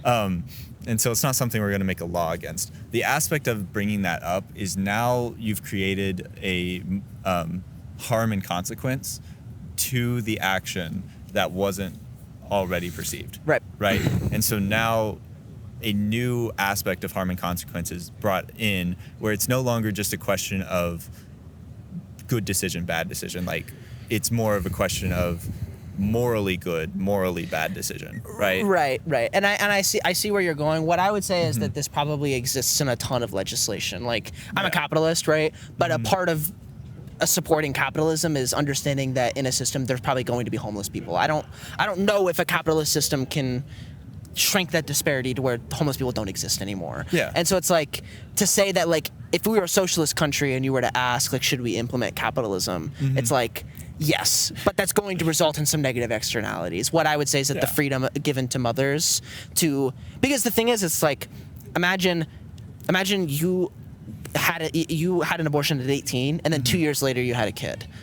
Essentially the outcome is the exact same. And so it's like I'm glad that the person was able to have an abortion because now they're able to have a kid in a way that raises them well. And so it's like that option is a really good option that abortion allows people to do, is to have a kid when they're ready if something happens bad, right? Well, I'd like to come back to that argument, right? Okay. That last one. But bringing it back into the moral stance, right? You brought it back into legislation. The whole point of like my last argument, right? It wasn't about the legislation, right? Because I said like hookup culture, we're not going to do anything about that, whether it's good or bad. Legislation's not going to change it. It changes the aspect of the moral concept of it, right? And I think you kind of avoided that aspect of the question because I think it attacks the aspect of you now have to consider morals along with it. It's not a question of, hey, video games, are they good, are they bad, are they inefficient, right? It's now a question of, Sure. is it morally good or bad? Yeah. And maybe I was being a little too fast and loose. When I mean that video games only attacks it at that thing, Yeah. a video game can affect other people, because if you play video games too much, you can no longer hang out with your friends as much, and that like hurts them. Yeah. So there are going to be social aspects of every decision that you make. Agreed, yeah, Yeah. And so like, you could say that like abortion has these aspects, but like I said, I'm not an abortion fan. You know what I mean? I don't think anybody is. I'm more interested in pro-choice as like a legal one. So if you were to convince me that like somebody asked me earlier, it's like, would it be a good thing if all abortions never existed? And the answer is absolutely yes. Like if nobody had to get an abortion. So I'm against, like morally, I don't think getting an abortion is a good thing. Okay. So hopefully that answers your question, but I just don't think that plays into the legality of it. Okay. Now we kind of play into. I think that answers the question, so I'll go back into the last point you made in the last. Sure. Whenever you were making a comment about, right, they get the abortion at one point and then they and move have a on kid to the later. next, have the kid later. They're much more like financially set up. Their life is in a better position, and so the success of the kid is much higher than what it would have been otherwise, right? And just the success of the parenting, all of the aspects of it, right? So the question associated to that is, what right in those scenarios do we have to choose? There's a squirrel like 5 feet from us right now. Sorry, repeat your question. I got distracted. You're perfectly That squirrel fine. is desensitized to human interaction. Oh, the squirrels on campus are great. I'm Yeah. surprised they don't attack people more I was often. gonna say he's looking at Pierce. Anyway, sorry. Re-ask your question. Okay, so the question is, basically we're making a choice on who gets to live, who gets to die, and then we're also making a moral choice of one life circumstance is better than another, right? And I think there are arguments that one life circumstance is better than the other, but I also think that those are very loose arguments that it's hard to balance the question of whether one life circumstance is better than another. And so bringing up the argument of, okay, they wait to have the kid and now they're in a better circumstance to have the kid, then you also have to consider, now you're defining this is better, this is not, and different aspects in which society should play out, like societal norms are what you're creating. Sure. And so the question is, how do you balance that aspect of you're now defining more right and wrong through your choice, through being pro-choice, you're defining more aspects of right and wrong, making a more legalistic system in that framework of the specific scenario. And then you're also creating social norms that are just generally, at the current time, I would say rejected by the general population. I wouldn't say that they're necessarily wrong. I would just say that they're generally rejected. No, I get what you're saying. Yeah. The thing is that we make determinations on life that is worth more or less. Like I brought like the brain example of a brain dead person. Like that is a determination of somebody who was alive, but we deem them worth less than a normal person. Or cases of self-defense, cases of war. These are like socially accepted situations. My argument is that because it is incapable of experiencing anything, it can belong in that category. Now that is a decision that we're making, and there's risk associated with making a decision based off of that. But my argument is that we make those all the time, and you can somewhat say, again, to circle it back to choice, it's like you're kind of making the same decision when you do pro-life as well. You're making a decision that the fetus deserves the same values as the mother who's alive or something like that. Even though the qualities of both of them are wildly different, we value them the same, and that's kind of making the same judgment. Okay. I'm gonna be honest, I don't think that answered my question at all. I think you just circled around it. Okay, restate it then. Okay, so the aspect of it is that now you're creating a legalistic framework within societal norms, right? You're saying this is the social circumstances you should be in when you have a kid, right? Or at least better to have. And in that specific example of deciding. Yeah, it's a specific example of deciding between having a kid now when you're not ready, which it's not really an argument of whether you're ready or not, right? Because I think I would lose that argument. Sure. There are times where you're more prepared to have a kid than others. Well, I don't know if that's a societal norm. I think that might be a personal norm, right? But the question there is like, now when you're making that argument, right? You're making an argument where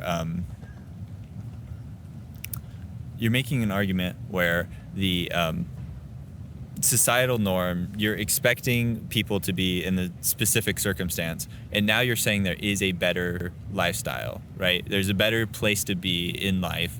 And just historically, I would say that history challenges that aspect of whether, say, you have making six figures, you have a great family, like everything's put together, right? Versus you're poor, you're living paycheck to paycheck. You might not even be living paycheck to paycheck. You might be living with no paycheck, right? Sure. Where society is benefited quite often more by the person who is living paycheck to paycheck than it has been by the person who is like well off, making six figures, like just average family. I mean, six figures might not be average family, Sure. right? I wish, yeah. Yeah. Well, maybe when I'm thinking about making the decision to have a kid 2 years later, I'm not thinking about it from the kid's perspective necessarily. I'm thinking about it from the parent's perspective on whether they want to have a kid at that moment. Yeah. So I don't think that decision is based on like societal norms, or unless you're saying that by making a decision for yourself where you want to be socially. Is that what you're talking about, or were you talking about the kid, how the kid is going to be born? The kind of both, right? So basically, this is the standard of saying now I'm not where I want to be, right? And so I want to be at this place before I have a kid, and so I'm going to get the abortion because I'm not in that place, right? Then you're creating one sense where desire trumps morals, right? And that just in society will fail, right? My argument is obviously that it doesn't trump morals, right? I understand that, but sure. but the concept of it, right? In you're saying like in this sense, you've said, I might be wrong on this, in terms of what you actually believe, but like what you said was, abortions are morally bad. We just can't legalistically. I think that a majority them. of what is bad about an abortion does not play in the realms of morals conventionally. I think the majority of what is bad in abortion is a decision that you make and how it affects you. I think that there are externalities of abortion that are bad, but there are also a lot that are good. I don't know if I would make a grand calculation that the moral benefits, meaning the way it impacts other people, I don't know if I could make a grand calculation that it's worse than it is good. I would say that it's better than it is bad, but I think that an individual getting it en masse is probably a bad decision.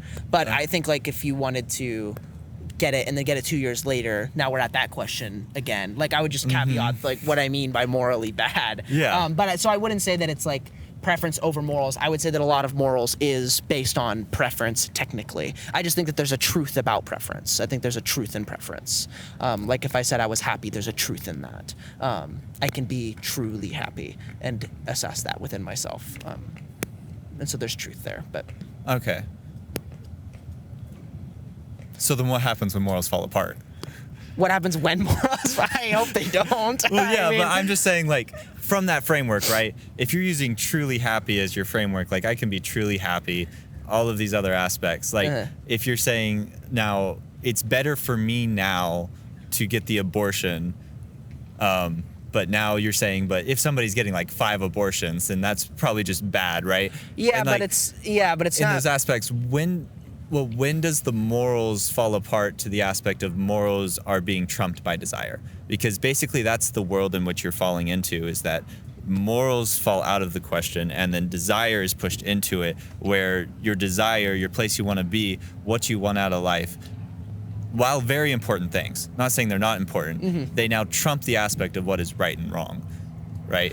Yeah, I would say that when I say like preferences, that's like kind of a proxy for harms and benefits. Like that's kind of what I'm talking about. That morals is preferences, but the preferences can be true. Like the preferences can be objective, and so like you can't really separate those two things. You could be incorrect about your preferences, but there's an underlying truth of that. So I guess like you make those decisions all the time, and every action you do, you're making a decision based on your predictions.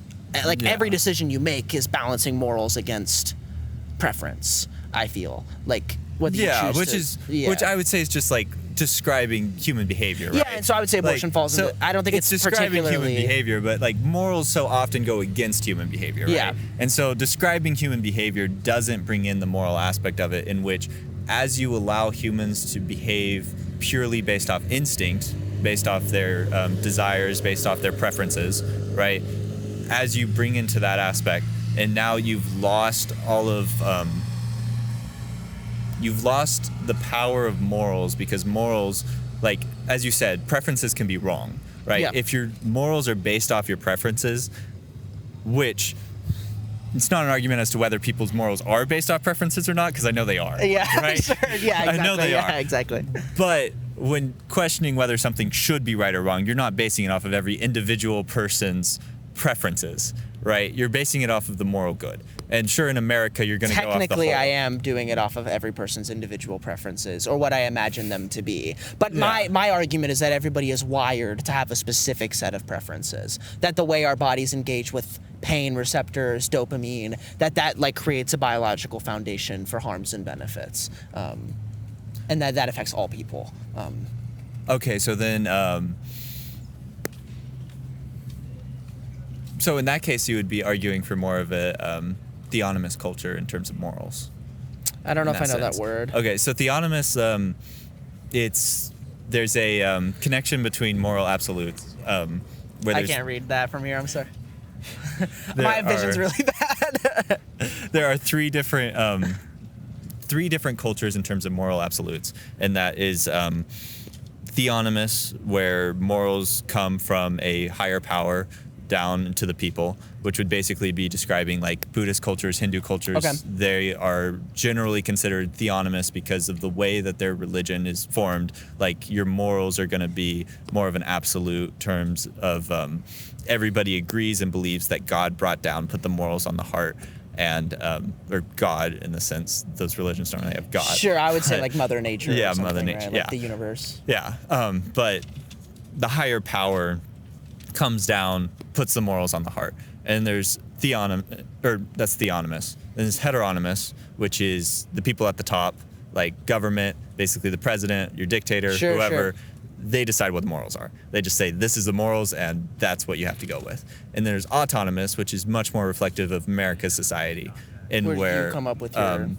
Yeah, where yeah. you come up with your own. Sure. And so, but in that aspect, it seems like you're trying to balance between an autonomous and a theonomous culture. Yeah, I would say so, yeah. Where morals are self-prescribed, but those self-prescribed morals are placed upon a higher power, like not necessarily higher power, but just biology, right? Yeah, we're making an attempt to bridge the gap between the two. I think that it is theominously beneficial for you to live a free life, whether or not that free life actually equals in more pleasure. I think that like if I were to do it in like a consequentialist framework, it's like pleasures are, they have an exponent of the amount of autonomy you had in choosing that pleasure. So without it, it's like that pleasure's not worth much or anything. You know what I mean? So I would say that like the freedom to choose a bad decision is better than being forced to choose a good decision or something like that. Like you can weigh the things. Things are heavier when you choose to do them or something like that. Okay. Which it kind of bridges. Look, Yeah. this has been a great conversation. It has been. I just don't want 2 hours of this conversation, that's of fair, this that's video fair. to be you and me chatting. This has probably been enough to make a whole episode just on you and me talking, which I think it's been. No, I've enjoyed the conversation, and it's rare I have other people who can talk about this I stuff, was so gonna I say, you are appreciate an it. incredibly intelligent person, so I'm sure that you will be able to have this with other people. So thank you so Okay, much for thank you coming so on. much, Yes, have a great day, man. You too. But I have a thing to pose at you. Oh, sure. I am. Yes! I finally get to wield out my anti-pro-choice rhetoric. So I'm gonna take this as being not necessarily playing the devil's advocate, but I am going to give you a chance to be as moderate on this issue as possible. I already am. Like I said, I fight with pro-choice as much I understand as, that, but I'm saying from the perspective of going towards the right side of this issue. Sure. Because like I'm not gonna say that I'm like totally on the progressive side in any sense, but I am going to play the devil's advocate that I am as progressive as it possibly can get. Okay. Not to prove any point or say anything like that. I just want to hear your reactions to Sure. like the general arguments that are all the way to the left. So, when you define yourself being pro-choice, what is the structural tenets to that? Like, what do you think defines your ideal view on this? I feel like I have like a 7-point argument. Okay. But like broadly, it would just be like, one, humans don't have an inherent right to life. The value of life changes all the time. The next would be that we should be using a moral system that at least incorporates harms and benefits, as opposed to maybe intrinsic value. The next would be that the ability to deploy a conscious experience is necessary for the experience of harms and benefits. The next would be that deploying that happens at 20 weeks. Okay. The next would be describing like what harms is, like why is it impossible to experience harms. So then I have like 3 types of harms. Then I have that a mother should be able to choose to take on the harms, and then that legally we should do 20 weeks and below. Okay, so I want to start with the legal aspect of it. Yeah. So in a sense, the main issue that I see with the abortion stance entirely is the fact that people want to put legal issues on it at all, rather than leaving it up to medical professionals entirely to determine the weight and the gravity of the situation itself. Because I agree that the 20 weeks thing is right, but not even I think that should be legislated as far as like you can't get an abortion in 20 weeks, because there's so many generalistic factors to complications that can happen in childbirth or anything leading up to that point, that I think if you start adding rules and structure to such a broad medical topic, that I think you could run into instances where you put someone in danger of going to jail, and like we've seen before, of wanting to get an abortion because it would save their life or it was medically necessary. And I think any kind of barrier in that way to give someone necessarily medical treatment, even at 20 weeks, should not be met with a, well, let's check the books. Let's go cook the books before we can save your life, right? Sure. And I'm not saying that there's not arguments against, like, I mean, I'm not saying that I'm against having a 20-week kind of thing be more of the idea of that being legislated. But I do think it's risky even there, because of the fact that you need to operate when you need to operate. Yeah, I actually had heard this recently, and I was pretty convinced of it. I have to look into it just a little bit more on exactly what's happening here. But there is a pragmatic issue of mandating it at a specific time, because then you have to prove that time is happening, right? And that runs into the issues of, if it needs to happen, how do you go about, like, do you have papers? Do you have, like what are we doing? Quick, to I gotta sure? sign something. Yeah, to save your life. So if you come in there and the doctor sees that you're dying, he's like, well, I think you're kind of 18 weeks along, or you might be 21, or whatever. And so you run into the idea of, like, the doctor, which we've seen in cases before. There have been many cases where the doctor is too scared to even wanting to operate on these people, and that's really scary for women in general. And I think that imposing anything that could threaten their life in that sense is extremely dangerous. Yeah. Look, I mean, I would agree with you. What I will say, too, though, is that when you put it into the hands of the doctor, you might get some pro-life doctors who won't operate on you at all. That is right? 100% true. So what I would say is that you're always trying to meet in the middle between the pro-choice end and the pro-life end, where, like, pro-life end is conception, and then you're making sure that you're not killing an innocent experiencing person. Right. And then you have the pro-choice end, which is like making sure that we give the mother the most amount of time to save her life, right? Right. And so as long as you're meeting in the middle, I don't mind. What I will say is that when you abort something and the ways of proving this is difficult, but if you abort something that has an experience, that is wrong. Yes. And I think that I'm a proponent, and I get into a lot of fights about this, of consent to sex is consent to pregnancy. Okay. And so to me, when you choose to have sex and then you get an abortion past 20 weeks, that is wrong. I can and that's totally just murder. agree to that. Yeah. That is totally generally responsible, and I think what the stance most people should have. Sure. And the only problem that I have with it is not the conceptuality of what you're saying. It's how you do at it. all. It's how you do it. Yeah. Because in every sense of the word, having laws that dictate around this rule that I don't disagree with in an inherent sense can still end up being extremely tragic for people that are trying to work under medical circumstances.